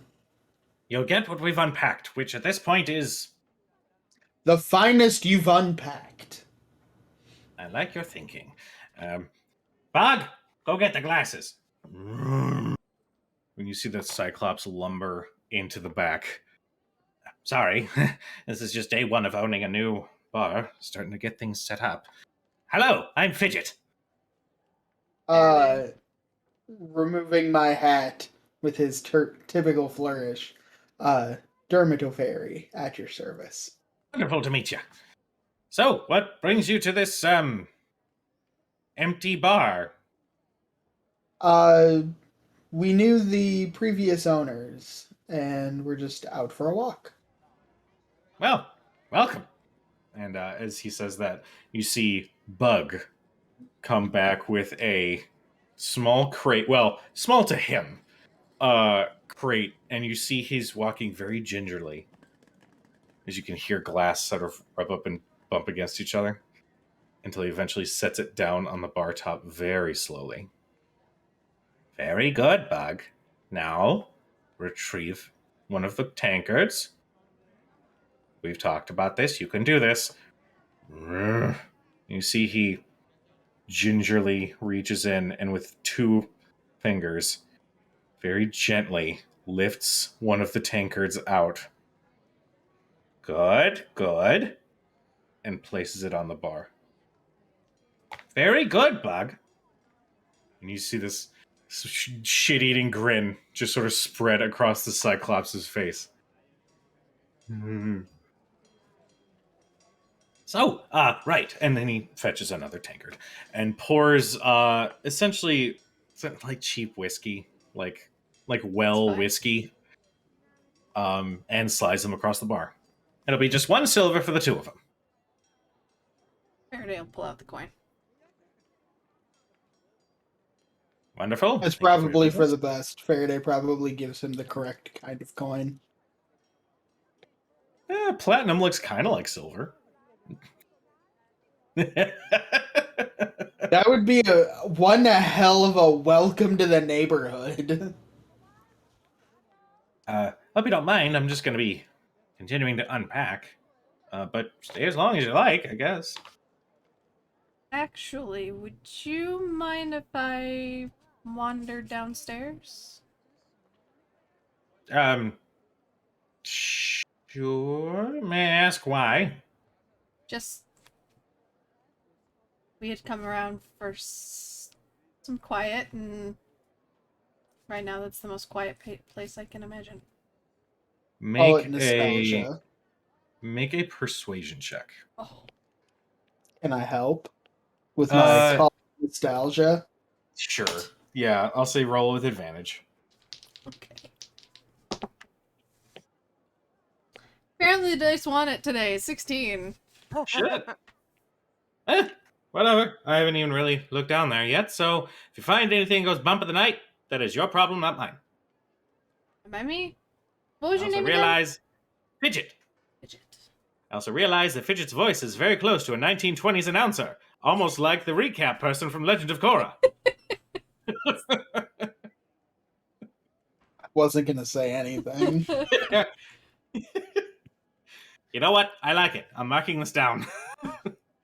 I will, knowing where the button is, go over and hit the button for the door and take my drink downstairs. All right. I'll follow, obviously. You guys go down to the arena area. It is dead quiet. She'll just quietly jump down into the pit, plot her way across, and just sit right down in the middle. And just kind of sit in silence.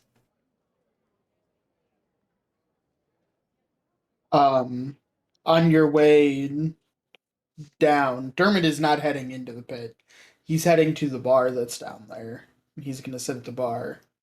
But on your way in, Dermot just looks at you and asks, "Will you be okay?" Eventually. You know, you don't have to just send her away. What else Not were we every gonna do? time.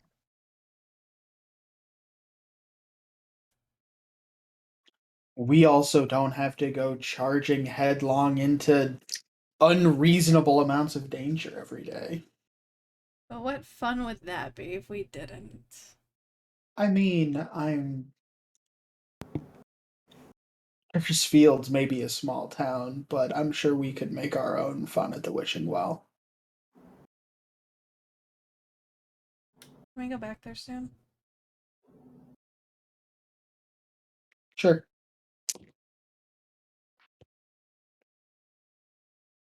It's been a while since I've played for a hometown crowd. I'm sure Quincy's changed the entire place. And I am excited to see it.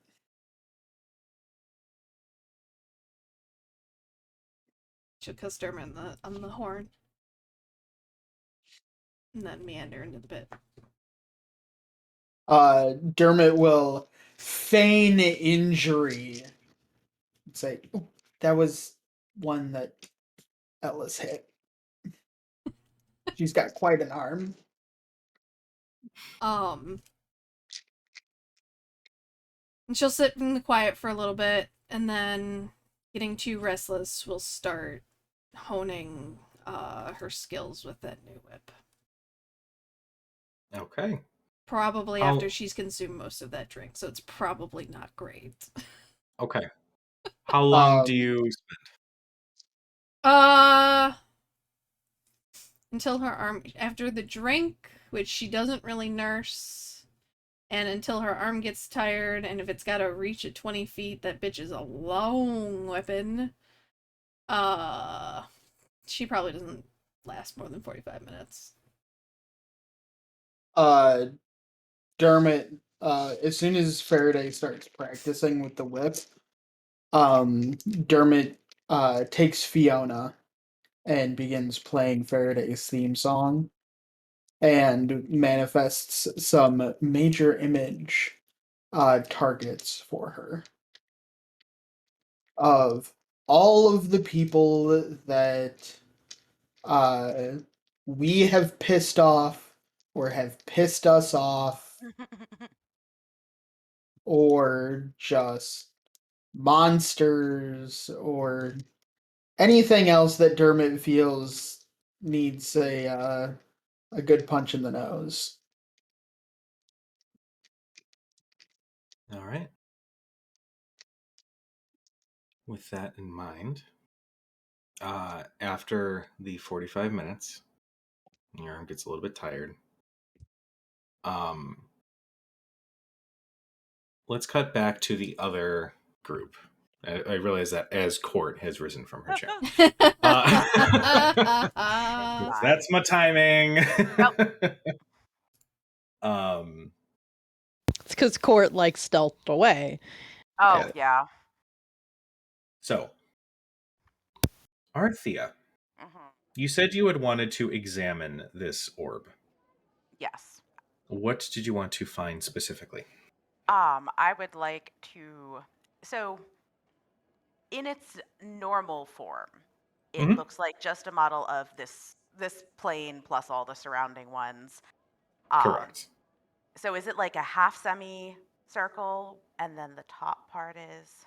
So it's essentially like almost like a snow globe in that Okay. you hold it and it's got this perfect glass sphere, Mhm. and in this completely bisecting is this golden plate that Mhm. shows, and there are different pieces that rotate and flip around, showing the union of all of the planes.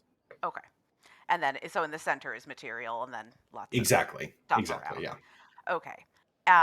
So she wants to feel along the base of this for that button Okay. that she pushed the first time to see if she can invert it.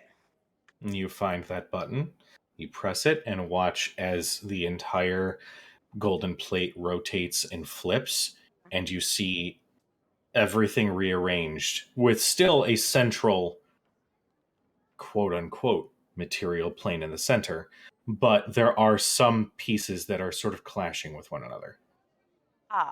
When it rearranges, is it an exact rearrangement? As in, is it like a full mirror when it inverts like that, or are there planes that are in different places or planes that are missing? So you're kind of keeping an eye, and just go ahead and make me a general arcana check. Okay.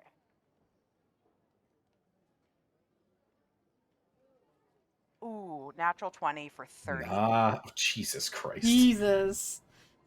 So you've definitely studied the planar model depicting the known planes and their connection to the material plane, and in what sort of positions they always find themselves in. And the original form of this mimics that perfectly, with the Feywild being immediately next to the orb that represents the material plane. After you invert it, that orb that represents the Feywild, that crystal, turns black. That is the piece that turns completely black. And that is the piece that's having some difficulty, like, functioning normally as the other one was. Essentially, the model would consistently just have this slow, ever moving rotation, sort of displaying that in its own weird way that the planes aren't set on a 2D platform like it's represented here. This disc sort of just slowly rotates as one. But this piece, as it's like it something is preventing it from being seated correctly. And because of that, as it continues to try to rotate and just sort of flow, it's got this consistent jerking motion that you can see is affecting all of the other Mhm. bits. It's a traffic jam. It kind of is a traffic jam, yeah. Okay. And that is the one that Kalia had mentioned. Their Feywild went dark, their equivalent, Yes. at some point. Okay. Um, so looking at that, we have Feywild. We have. Is it similar in that there are other inner planes? Like there was elemental ones. I Mhm. know from Estella's notes. So same everything else, same number of planes that there should be. Yes, everything else is pretty much the same. The only minor differences are that, instead of elemental plane of fire being next to elemental plane of water, it rotates and inverts, and just the positioning of some of those does change. Okay, so Um, positioning changes, but numbers do not. And correct. I mean, realistically, I guess position doesn't change because everything else is inverted. Correct, Um, yes. and then the only other thing that I really wanted to note before she's going to start trying to jot down basically a 2D map of it. And this is going to be very rough, literally circles and dots on a piece of paper. Hmm. Just for her own benefit for later. Um, the central piece in this, once it flips, was a turquoise stone for Exandria. Hmm. It flipped to, I have written a deep purple. Yes. Is it lyrium purple? It is not lyrium purple. So is it like a gemstone-y thing or a Yeah, it's like a clouded gemstone. okay. Ooh, clouded gemstones are fun. Hmm. Well, now I have to look at that a little closer. Now I have to stare into that for a while.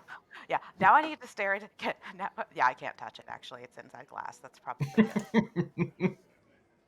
I mean, it has clouds in it. Are they moving? Are there things in the clouds? Make me a perception check. What do I even roll for that on this? Okay.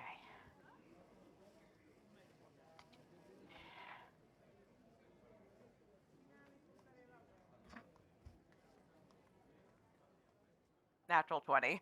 Jesus fucking Christ. For So, 27. oh my God. She Mm. knows everything. I'm gonna be so Amazing. screwed later, though. That's it. I'm gonna waste them all right now.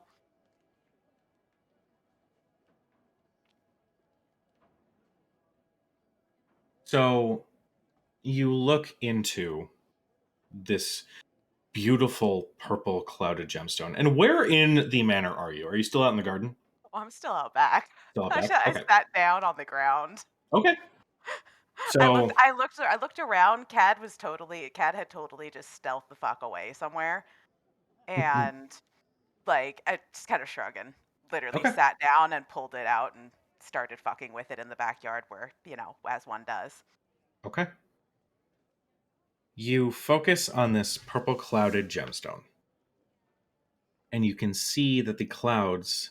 At first, you're thinking, like, okay, this is a really cool effect on this gem. How is this constructed? Whatever. Until you actually see them move just slightly. And so you focus in. And you swear that you could see a teeny, microscopic looking little bird fly across the image of this gemstone.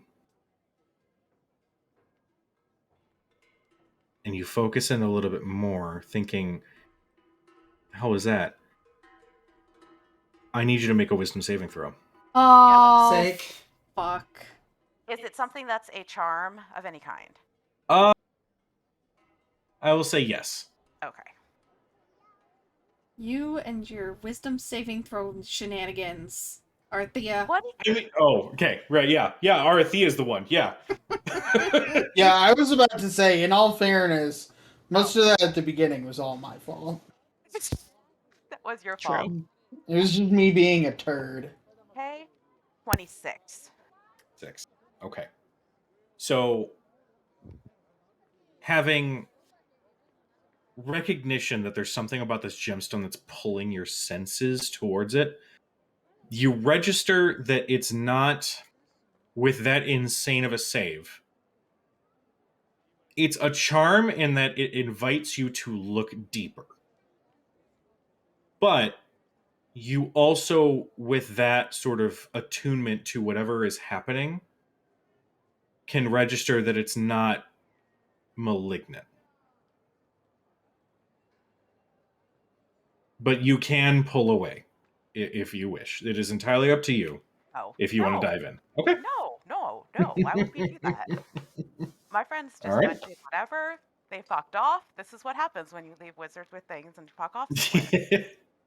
You shake the sensation from your head and find that alluring quality to the purple gemstone, it remains, but it's not as prominent.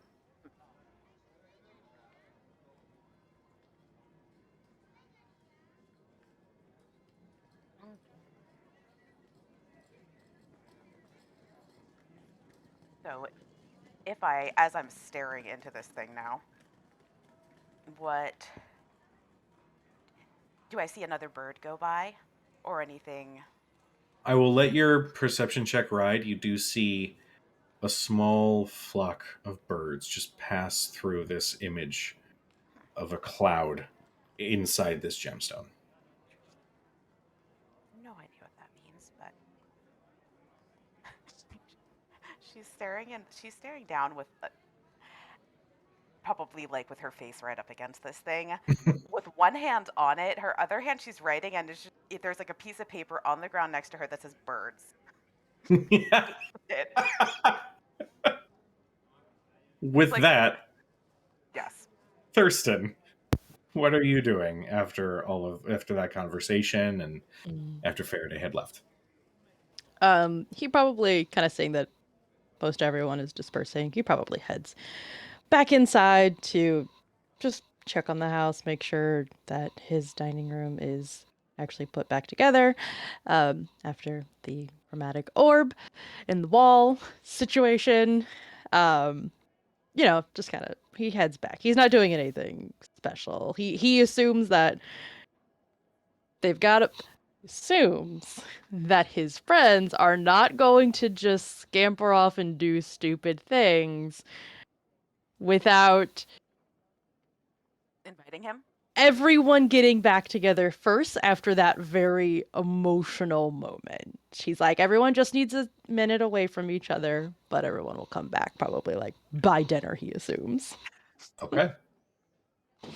As you are observing, you actually pull one of the stools out and you sort of like step upon it and you just make sure that everything on that wall is smooth and spotless. As you are doing that, you do hear, is there something wrong with the wall? And you look and see Sabelina, who has now re-entered the manor.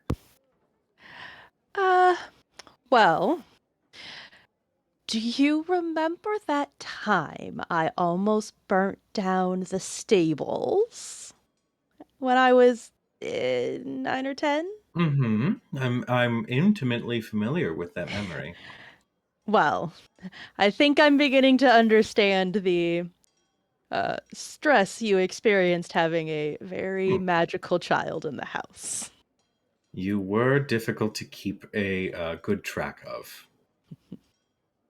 Everything is still standing, though, so Yes. it is an improvement. Are you prepared for tonight? Do you have your outfit and everything ready to go? Oh, yes. Excuse me, as I send the DM his Oh, outfit. Jesus. Swear to fucking God. I love you Well, so Cujo, much. you Like- play stupid games, you win You stupid stupid prizes. prizes. I'm I excited. love you so I'm much. looking forward to this. I just want to see Thurston in his element. I'm so excited. Mhm. Now, are you and your friends going to be all joining as a group, or? Well, they have certainly shown interest in attending. Oh, damn. Hold on. I need a second. Fuck. Okay. I love that. I love that. That's so fucking cool. And that's not like cheaply done either. That is fucking No. embroidered on there. Fuck, that looks awesome. Well done. I'm just gonna like bookmark this site for no reason. I want you to know that I put more energy into what I think Thurston wears than what I wear. That's pretty awesome. It's amazing. Huh. Guys, you can change the color. Do you Yes. Yeah, Shut no. up. Can you really? Oh Mhm. yeah. There's a lot of options. Oh The shit. blue and gold are his family colors. So Nice. for his family Okay. crest. So that's why he's obviously Oh my to God, you're such a represent the Nallard family Such a at loser. I say that with I- all the love in the world. You know, How can I buy this suit? Damn. I'm not gonna lie, I actually had the thought of like, what size would I be in this thing? Like, would this is not look the good on me. loudest, most obnoxious thing I may have ever seen in my whole life, but I'm fucking here for it. Yeah. I love it. Continue. I apologize. I was cutting you off.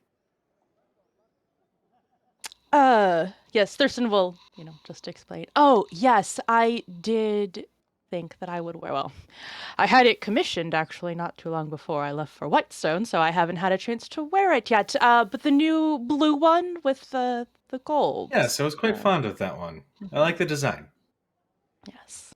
Hmm. Very excited to put that in action for the first time. But yes, my friends, I'm not quite sure, to be certain, as frustrating as I know it is not to have a firm guest list. Little Ellis, actually, Yes, she was quite His- adorable. Yes. She has moved on to probably a safer place for her to be for the time being. And while it's a little emotional for, well, all of us, but I'm just not sure how they'll be feeling later in order to want to attend a soiree, particularly one that is ultimately out of their element. She, like, as you mentioned that it's emotional and she can kind of read something on your face, her, like, head of household mode kind of drops and the mom mode engages and she just says, "Are you okay?" Oh, yes. Ultimately, if it's going to keep her safe, that's what matters the most. I don't think my current lifestyle is conducive to a child being around, let's be honest. So, True, but I could tell she sort of glued to all of you at the hip. Well, I can have Jules make some comfort food as a small little snack before we all depart here soon. So if you need it, it's there. appreciate it. Thank you, Mother. And she leans in and gives you a hug. He hugs back, of course. Now I'm gonna go start getting ready. If you do feel like reaching out to your friends just to get some sort of guest list, we are not hosting, so it's not really my problem if we don't get it to them until later. But just it could be nice. It'll be a noble party, but it will be at least somewhat of a recreational activity for you all. Indeed. I'm going to go start getting ready. How many hours is it before the party? Like 4.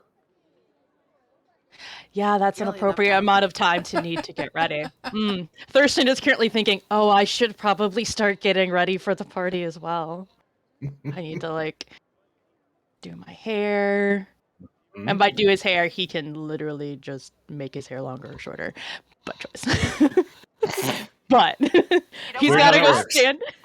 That's too many options right there. It's gonna take him a long time to be like, how do I want to style That'll be a it? change. You know. Kristen, have you ever heard the expression "spoiled for choice"? No. And with that, we're going to cut to Cadriel. Oh, Arthea went off to play with her orbs and She actually stayed in the garden. Okay. She Right didn't. there. Yeah. I was just taking a short time. Arthea is not. She doesn't want to spend like hours upon hours with this. It's mostly before they confront Estella. She would like to, at the very least, get another look at it in case they have to hand it back at some point.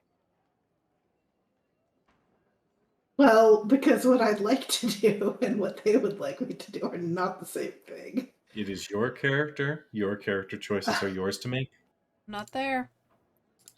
Nope. I'm currently engrossed in an orb.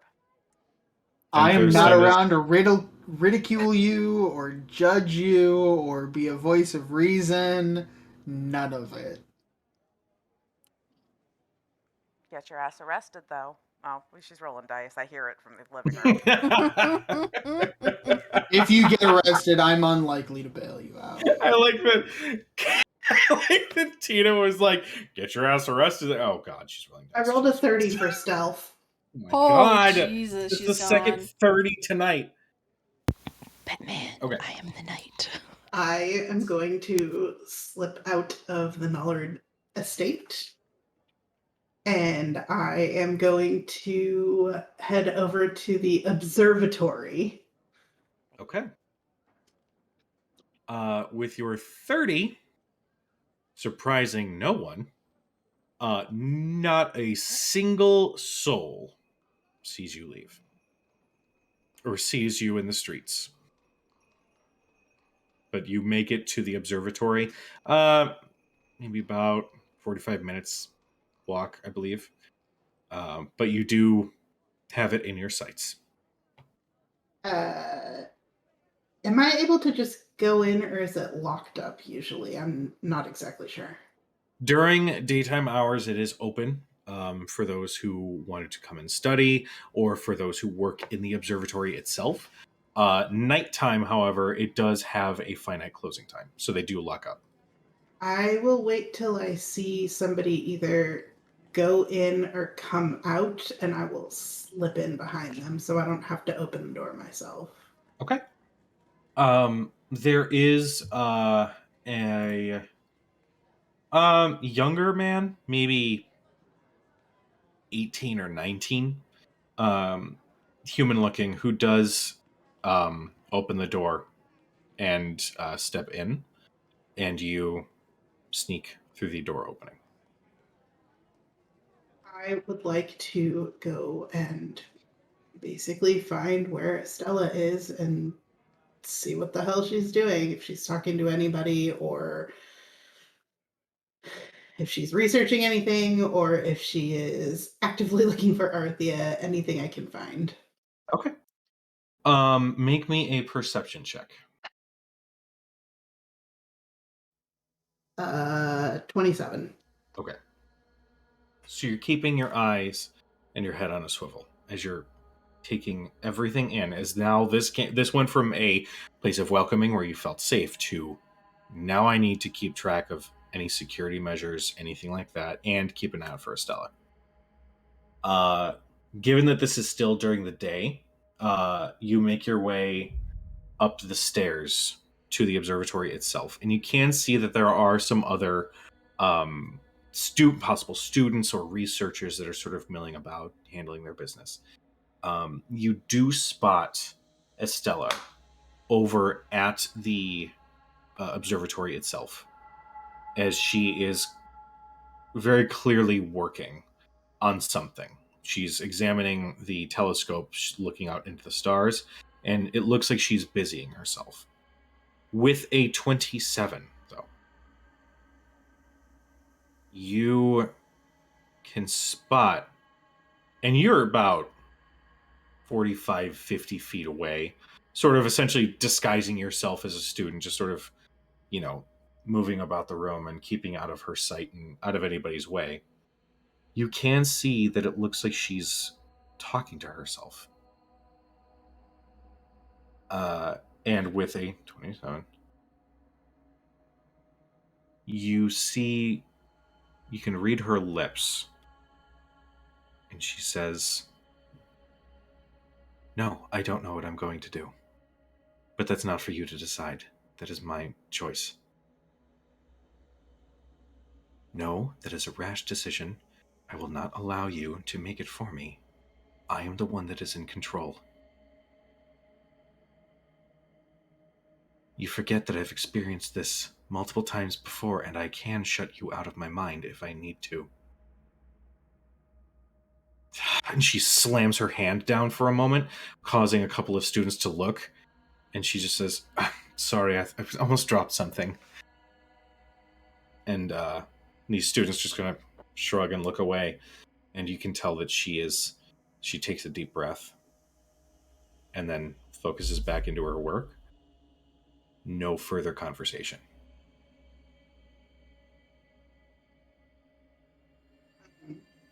So we're not in the office that we were in before, right? We're in a different area. So Trying to you're get a feel for where exactly I'm at in the building. Sure. So you are in the upper room with the large telescope. It is an open room with multiple tables and shelves with all different sorts of books and scrolls. You are essentially positioned by the staircase, sort of milling about at some of the bookcases near there. This is where Ellis and Irid and you guys had the conversations with Estella previously. There is a small office on the far end. That was where she had retired to when you guys had returned, and where Dermot had found her sleeping on the table in like a small kitchenette looking thing. Did she go back to the telescope? She has been at that telescope the whole time. It looks like she's got some books and some bits of paper as she's marking things down. She looks like she is trying to give off the impression that she is just working business as usual, plotting star charts, comparing them to whatever other books that she has in front of her. Can I slip into her office that's down the hall? Or at least try? I will need another stealth check.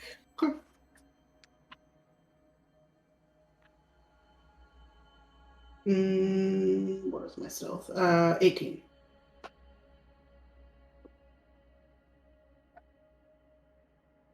You, through a clever bit of maneuvering, almost Assassin's Creed style, whenever you see a group of students making their way through or heading towards the telescope, you sort of like fall in behind them and then use that to move right, and then you sort of blend in with other people in the crowd. Neil Catfree style. Yeah. You do eventually sidle up to the wall where that door is, and waiting for one last moment just to make sure you glance around. Nobody seems to have spotted you. You slide in to that small office. I'm going to look for anything that indicates what she might have been trying to do with her findings about Ellis when Arathea got there. So, like, anything that I would see having been added to what I'd already read when we were there the first time.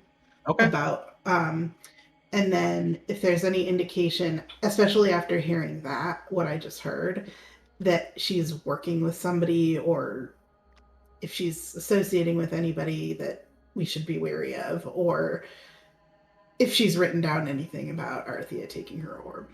Okay. Go ahead and make me an investigation check. And while you do so, this office is essentially like a one-bedroom apartment that's attached to the observatory. It's clear just without even a check that this is like her main home, as it were. She doesn't have a manor or anything like that. So you can see, robes have been tossed aside. It looks kind of like, it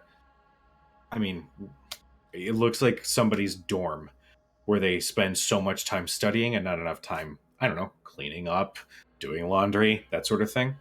What did you get for investigation? 11. You immediately go to her desk, because any researcher should keep their stuff in their desk. You sift through all the different papers, and unfortunately a lot of them are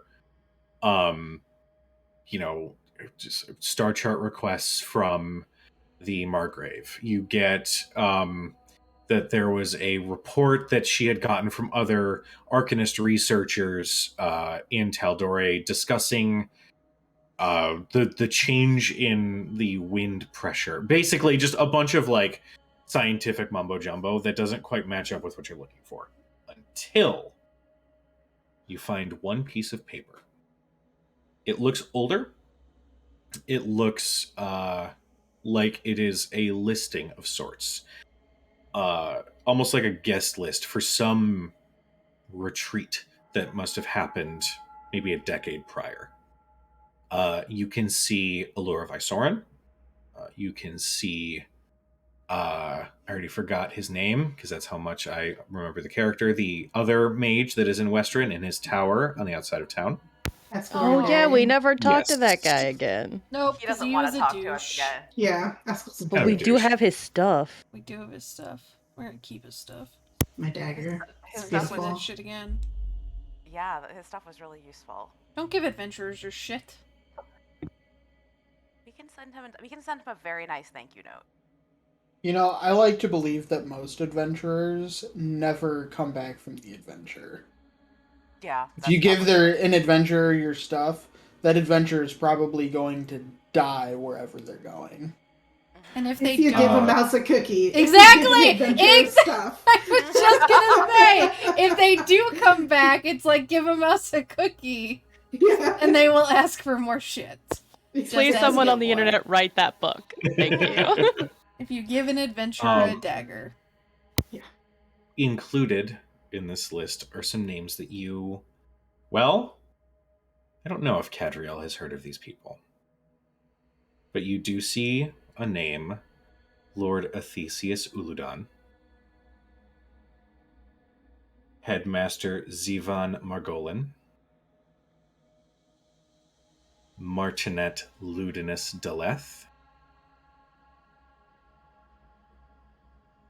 and one name, Trent Ikathon. Uncle Touchy. And Dude, you can what did you just call it? Uncle Touchy. Creeps me out. It's gross. Oh, wow. Yes, this is You know, that serious just adds a business. layer of Serious additional business, creepy. okay? Jesus Christ. Trent Icthon is just he makes me shudder. I'm from Wildmount. Yes, so you are. I know all about the Cerberus Assembly and the university and everything like that. Can I roll to see how many of those names I actually recognize? Because it's not like I went to the university, Sure, but yeah. at some point I'm sure that I have heard talk. Go ahead and roll me a history check. Oh, yes, I'm really good at those. Not bad. 14. With a 14, you recognize the name Athesius Uludan, and recall that he was the Archmage of Diplomatic Union. You recall information on Ludinus being the Archmage of Domestic Protections. There was also one additional name, but we'll get to that. You don't remember anything for Trent, but you do see one last little name at the bottom. Delilah Briarwood.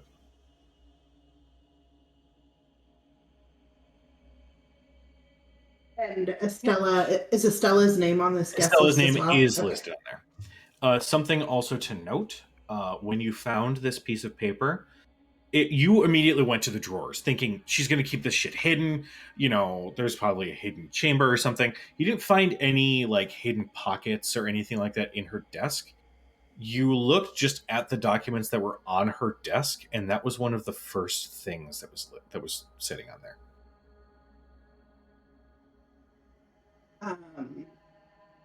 Okay.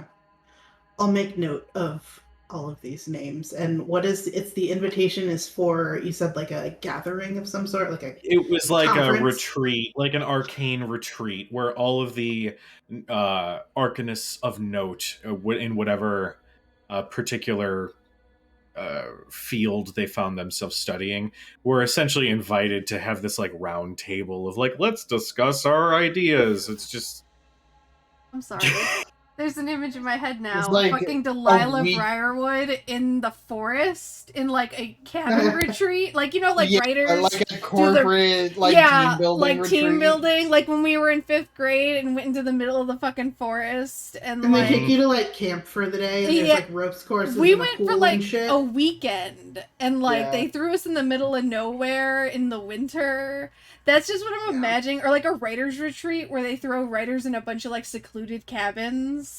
That's what I'm picturing in my head is You Delilah know- Briarwood camping.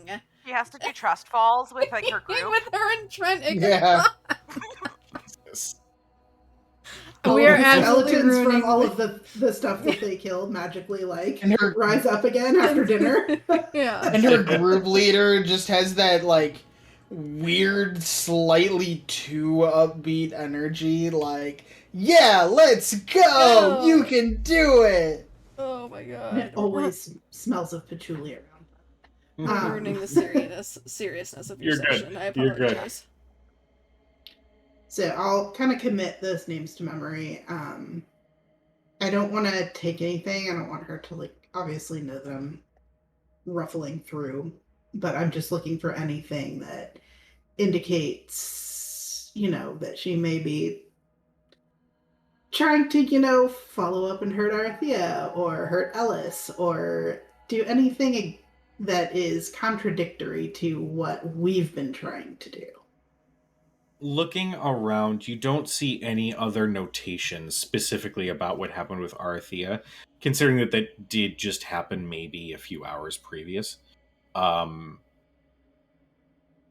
Yeah, there's nothing else that you can find that's really signifying that there's any particular, well, at least in terms of what you're seeing written on these pages and the other documents you're seeing, there's nothing stating that she is working for some shadowy organization or that she is in immediate danger that you know of from just looking at the stuff. So that was her desk. The next thing I will do is, having shared a room with Arathea many a time and seeing how she kind of curls up anywhere with whatever she's reading and takes notes, I will go to Stella's like bed area to see if there's anything of note by where she, gets comfortable for the evening and decides to just do some work in bed. Okay. I will say that you do find that Arathea has like a thing that she like either falls asleep in or on or what have you. Like if she's just enraptured with a really good book. Stella has multiple things. There are several books that are discussing the alignment of the planes. You can see that she was researching into divine magic. She was looking into what the theories on where sorcerers' ability to cast magic truly does come from. Basically, from what you're gathering from what she had been keeping with her as she was trying to go to sleep, she was trying to research any other information on Ellis and her power. That's what you can kind of gather from those books. All right. I will slip out of her apartment, try to leave everything in place, and then go back to the observatory where she was just to see if she's still just kind of enraptured with what she's doing, if she's still muttering to herself, or what's going on. She is silent, but she is just continued to work at her desk.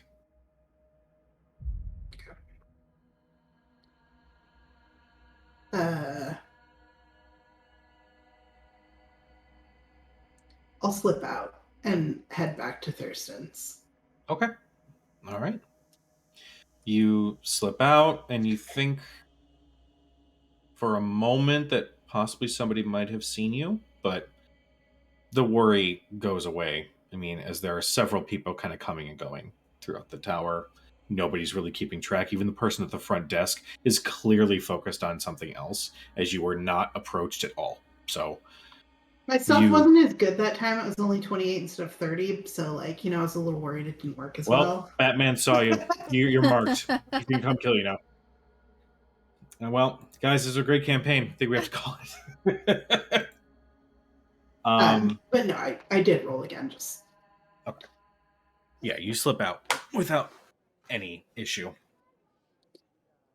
And I will make my way back to the Nallard estate and position myself. I'll find Arathea again, see if she's still where I left her, knowing she gets absorbed in things. And I just wait for her to be done. In a rose bush. You say you're in a rose bush? Lord. She probably sat down like half in a garden. You do you. She would not be that rude. She would not disturb the gardens in Thurston's house. That's inappropriate. She'd at least sit on the bench. God. Yeah. I mean, at this rate, we should probably just redo the garden. It's fine. It's time for a change anyway. Nope. She knows better. She is not going to disturb the order of Thurston's house. We don't do that. I think Kat only probably waits for like 5 minutes. She's impatient. And she rolled a 0 on patience. And just kind of like clears her throat and says, I'm looking at flocks of birds. Do I hear her? Flock of seagulls? I'll say, yeah, it's pretty obvious that you can hear her. Okay. then I will Cat pull my. Cad might be the stealthiest person ever, but when Cad clears her throat like that, pretty sure she wants everybody in the room to hear her. And I will pull myself out of staring at this thing. And how long has it been? I'm gonna say it's been about an hour and a half. Oh shit. Yeah, Okay. I mean, if it was a 45-minute walk to the planetarium and Oh then damn. 45 Okay. minutes back, plus when I was in there, it's Okay. been probably like 2 hours. I've been staring into this thing for an hour and a half. I mean, Yeah. you've been staring into it purely because if you're seeing birds fly through these clouds, what else could you see? So you're essentially like trying to find any other angle where you can see anything, and it's a delightful little challenge for you. Okay. I love it. I love it. Getting dark, Arthia. Yeah. What? Oh. Oh. I went to the planetarium. It's the observatory. I'll take you to a Whatever. I'll take you to a planetarium one time. I'll show you the difference. Sure. Anyway, Stella was talking to herself, I talk to looking through myself that all the large time. telescope. But you don't talk to yourself as if there's somebody else in your head. That's true. That's what she was doing. In fact, she even said, I've shut you out of my mind before, I can do it again. Well, I guess that answers the question of if she's working with other other beings. Let's leave it at that. I also went and searched her apartment. Mm-hmm. She was definitely researching sorcery and Alice's powers, but there was a flyer for it. I don't know, do you? Magic types go to conferences. I mean, I don't, but people who are far more important and skilled and, well, renowned than I am, probably. Some of the names on it I remember. I recognize from Wildmount. Theseus Uladon. Laura Visorin was on it. Ludinus Deleth. All of these people are powerful mages. Delilah Briarwood, she's frightening. She's very well known in Wildmount. These are the kind of people that Estella's associating with. I mean, it's not a terribly large community. That surprises me less. Trent Ickathon. No. I'm just saying, associating with, well, less than savory mages is probably something that comes with the territory. Talking to something else that's not in the room is a little more concerning. The thing is, I got the very distinct impression that she was talking about what to do with you. Well, did she say anything bad? Something about it being her decision and she would take care of it and she didn't know what she was going to do. Okay, well, I wouldn't say that's good, but it's not as bad as I expected. There are birds in this orb, by the way, just so you know. Like, trapped in there? How many did she put in there? Cad, you kind of glance at the orb. There's what? Make a perception How big check. is it? Is it like, how big is this It's orb? like about this big. Surely no more than like 1 or 2 can fit it. Are they like large birds? You said perception? Make a perception check. Oh, 23. 23. With a 23, I mean, you For see the Cad, that gems, they're probably kind of is shining low. a little bit, but they're inside. No, not like. It's not like there's birds flying around in the orb. It's not like it's a bird cage. It's. You said there were birds in it. Well, no, there are like birds in the gem. Did There's she cloud- shrink them? Are they finches? I.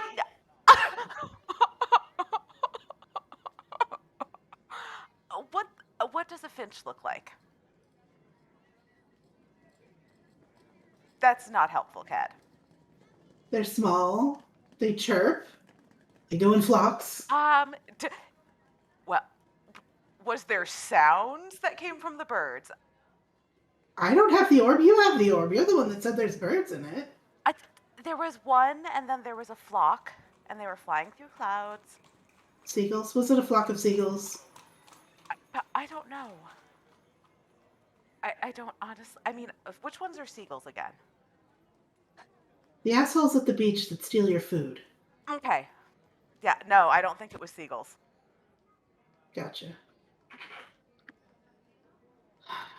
Okay, I mean, I don't know what to tell you about your bird orb, but You don't think it's weird that there's a gem with a bunch of birds inside of it? I have a lot of questions about it, and of course I think it's weird, but I generally think magic is strange. So, I mean, I don't know what to think about it. What are the birds doing? Are they They're just flying. getting fed in there? No. I mean, I don't think they're. Okay, we're gonna move away from the I'm birds. just, Letting you guys go for like 20 minutes. I'm just saying, as a DM, when you introduce a thing and you know exactly what it is, the party may know, but then you hear conversation like this. Oh my god. It's the best. Can I see it? Excuse me, I have like drink coming out of my nose. A monster. I don't imagine that's Oh. possible. Kat just like gets real close to the gem with like one eye, and she's like trying to see the birds. It's shiny. It's got a weird shade of purple, but you have no idea what she's talking about. I don't see birds in here. It's okay. That's okay. That's okay. It's not an issue. I'm just saying. I mean, it This is orb an is issue if weird. she's trapping birds and orbs. No, it's not. It's really not. It's not. That is not the problem we have with her right now. It's also probably not the most important thing about this orb. Austin's do you eyes think have this is- glazed over. Listen, Catriel doesn't do magic. You've been working with clerics. You should be learning how this shit works. Dermot Did and you take Faraday. bird orb class? I mean, I didn't take bird orb class. I still know what that. Well, I mean, I guess some people could be that crazy. What fucking offshoot transmutation bullshit is that? That's when you accidentally pronounce it wrong. Yeah. I have no Diagonally. idea what this is. Like, Yeah. genuinely me being confused as well. Oh god. Oh. Don't ever pronounce a spell wrong. That's how you cast Misty Step and leave a leg behind. Yep. Mm-hmm. Yeah. Dermot and Faraday. I hope you've been having more luck than Kat. After a Oh my while, God. after about those 45 minutes, Dermot is on his like third drink. Fidget does essentially like climb down. Says, "Oh, well, this is new, but hey, whatever." You didn't know so this was down here? I know they mentioned some sort of basement. This is much more than a basement. It was a fighting pit at one point. I gather. Looking at your friend down there and all these whip marks on the wall, I kind of gathered as much. Sorry. No, it's fine. I didn't know it was here. It adds character. It's fine. If you need me to, I can fix the marks. It's not that big of a deal. I can take care of that myself. I am going to be calling it a day here. Going to be retiring back to my place. So as much as I am a fan of providing services to those who, require quiet spaces and all that, I don't think I can just leave you here. So Anymore. No, of course not. When's your grand opening? Probably in a week or so. I've still got to have an interior decorator come through. I've got to get some permits all set up. I've got to register stuff with the guard. It's a very, very intense process, but it'll get figured out one way or another. Well, uh, I look at Faraday and say, "We'll probably be here a few more days at least, maybe a week." Maybe. Um, when you're ready for the grand opening, come find me, and I would love to play this venue again. You can find me at the Nollard Estate. Oh, fancy. I was not aware I was dealing with nobles, and he gives a very sarcastic bow. Faraday is like I climbed out will. of the pit covered in like dirt and dust and like looking the opposite of a noble. I will return his bow in matching the sar. Is it sarcasm, Yeah, it's a eloquence, little bit of pageantry, whatever he's doing? I match it, and I say, "You, sir, converse yourself with nothing of the sort. sarcasm. But you Now, may find me there all the same." well, I'll be sure to look you up.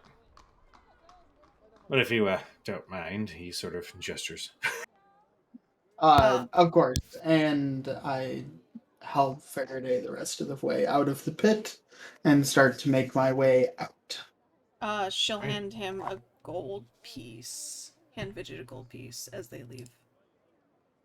Oh, thank you. Right, it's for using the facilities. I understand. And he pockets the gold. Free anytime if you need to do it again. I might take you up on that offer. By all means. She'll So, follow Dermot out. where do you guys go? I just look at Faraday. Home, such as it is.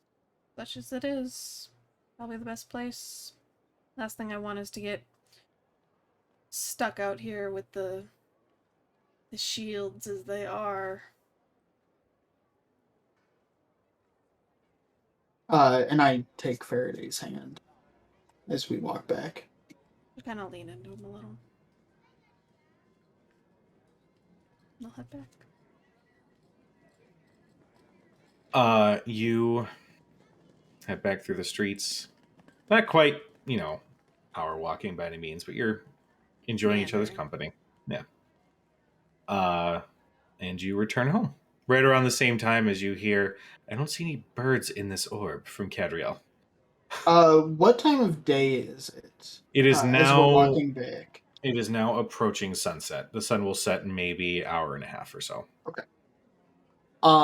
As we walk back, I will half sing, half hum some song that I know, matching the mood. Sounds good. When the moon hits your eye. I mean, even that I can make good sound character. good with a 23. All right. You serenade Faraday. And it echoes out into the night, and you can hear some people go, "The fuck is that?" And then other people go, "Shut up, it sounds good." As you pass by other people on the streets, you could see some people are like somebody very clearly just finished their job, so they're on their way home, so they're looking a little downtrodden, a little beat up. But then they hear you singing, and they kind of like smirk and shake their head, but that smirk doesn't leave. So, well, I'm sure the intent was for Faraday. You are also affecting those around. And I'm not trying to put on a performance. Sure. I'm just absent, almost, maybe not quite absent-mindedly, but just half singing, half humming a tune, just so there's something, so that the two of us aren't walking back in silence. Good. But yes, you guys do make it back to the Nollard estate. We'll say that at this point, Thurston, your mother has finished getting ready, and she emerges from her room with a team of like dressers who are kind of dusting off a little bit of the bottom of her dress. It is this midnight blue gown, very modest but still stylish, with a this stripe of gold that sort of like winds its way through the folds of the dress itself.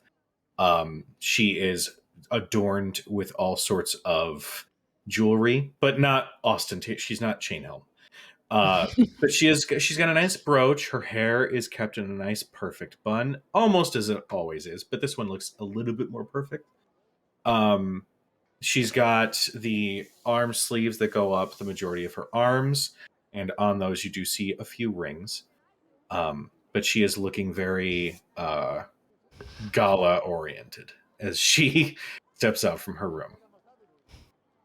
And as she does, and she's kind of getting a little bit more comfortable, the duo of dressers, they're so focused on like making sure everything looks pretty. Eventually she's like, I appreciate your services. You can go now. Oh, right, Lady. No, thank you. And they like scurry off back out the door. Have you finished getting ready yourself? Yes, he's finished getting ready. He doesn't have his jacket on yet. Because he was actually heading out of his room to go, like, find his friends. Like, Okay. where the fuck are you guys? We're gonna be late. Yeah, Thurston walks down the stairs wearing the majority of a suit and comes upon all of you guys. Yeah, we'll say in the garden just for ease. If you are not feeling up to it, please don't feel pressured, but are you planning on coming to the gala tonight? Didn't know we were actually invited.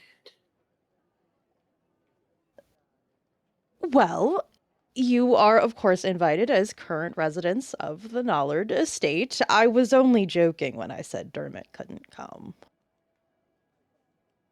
I didn't want to presume, and Wait, you were only joking? Dermot, I would never deny you access to a party. That would be cruel and unusual punishment. And you hadn't realized that you and I haven't spoken in 2 weeks?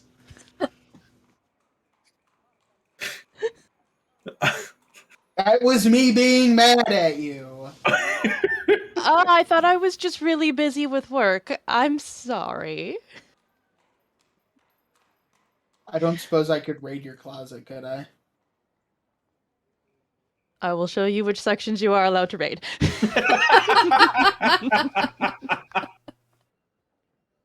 gonna spend like weeks getting goat hair out of his pants now. He probably set aside. I grab Faraday by the hand and say, come on, there's bound to be something that his sister hasn't moved out yet. She just like looks down at like just like the grossness that she currently is. Prestidigitation, you'll be fine. I look at Arthea. What do you want to do? What was that? We couldn't hear you. Go to the party. Tina, you're super quiet. Well, that came through fine. Weird. Oh, now you're coming through fine. I don't know what happened there, but Good thing. Well, if everyone's going, I feel like I wouldn't want to miss it. Gilmore, who has not left the estate, is on his second drink and goes, "Darling, it's going to be a wonderful time. Bunch of stuffy nobles dressing up, free drinks, Isn't that what they do appetizers." all the time, Gilmore? Well, yes, that's what part of being in the noble class is. That's their battleground. It's sort of fun to be on the outside looking in on those interactions. You'd be surprised how many people get punched through a table. Plus, Cad, And we know, haven't gotten into a good scrap in too long. Scrap. and if there Please is don't something give odd me going on light. in this city, maybe there'll be something we can hear there. I mean, these are all the people who basically run things. Yeah, I guess we can go. Oh, don't sound so delighted, Cadriel. Remember, you're going to a noble estate, so if you are not looking forward to it, just say something like, I suppose I can make the time for it. That implies that it's clearly not a priority for you, and you're disinterested. It's just a little bit of a turn of phrase. I'll try to find something I can hide my weapons in. See? Just like that. Close enough. She's gonna get up. She will pop the. She's gonna. Well, she will push the button, flip the thing back to the correct set of planes, and then pop it into, if Cat has the bag of holding on her. The birds aren't going to like come out of that, are they? Jesus No, Christ. the birds. You need to. Sam? You need to let the birds go. I'll explain it later. It makes sense if you think about it. It's fine. They're not gonna attack us. This is that poor guard and his tomatoes. I was all just over gonna again. say that. I was just gonna say, Tina, now you know my pain of mentioning tomatoes and attempt to be thieves can't, and then this one I'm pointing to Dustin. That It's way. like, But the other way. Just No, Went the other way. no, this one's where Dustin is. No, the other This one. way. For me, Dustin's right here. Court, I am, from my perspective, I am directly above Court. Yeah, that's where you are for me too. From this this guy. Yeah. That guy. no. Just Oh Yeah, wait! Just put it Oh in- shit! I've got That's right. roads over here. My fucking Joe- Cameras flipped. Yeah, your camera's flipped. camera So is flipped. there. Yep, that Yeah, was. there you go. Was I pointing at nothing? You were pointing You at are. absolutely nothing. Good. You're pointing at my Roll20 page Yeah. that hasn't seen Tina, the light of day Sam, in Cujo, in Dustin, Hey, and great. months. I mean, you guys solved a huge arc and have been resolving other bits of information. So Put the, We're put going the to. stupid bird orb in here, and I It's guess not a let's just stupid go get bird ready. orb, okay? Okay, It's we'll not put just- it in here. It's not just any bird orb. It's Oh my bird orb. Right. It's not I really. stole it fair and square. what session is this? What session number? 45. 45. It took 45 sessions, but I just now got the siblings impression from Cadriel and Arathea. It's not a stupid bird orb. Okay, well, whatever we're doing with the orb, perhaps we should move inside and begin the process of everyone else getting ready for the There. Have you evening. been getting ready this whole time, Thurston? Well, yeah. born I mean, ready. by the time that whole situation resolved itself, it was only 4 hours until the party. Of course, I had to start getting ready. I mean, I went to the planetarium and came back. Observatory. You went to the planet. What? So planetarium? I don't know, the place with the telescope. I went there. The I past searched for 5 it. minutes. Observatory. The past 5 minutes has been a who's on first conversation. I want to go third base. No. Oh my god. I need With something that- to wear. Yes, inside, please. All of my sisters still leave clothes, even at this estate, because you do never know when someone may show up, and suddenly it's a big thing. So, yes. Something from one of my sisters will certainly fit. They won't mind. They'll be fine. With that being said, that is where we're going to end tonight's session. Dynamite RP out of everybody tonight. I love you guys. I love you guys so much. Oh, man. Well, to everybody who tuned in, thank you so much. We love you. Be nice to each other. And We will laughed, see we you- cried, we stole. Have a great Seriously. week, everybody. Yes, yeah. But you guys have a wonderful night, and we will see you guys next week. Bye, guys. Bye. Hey, bye. Bye.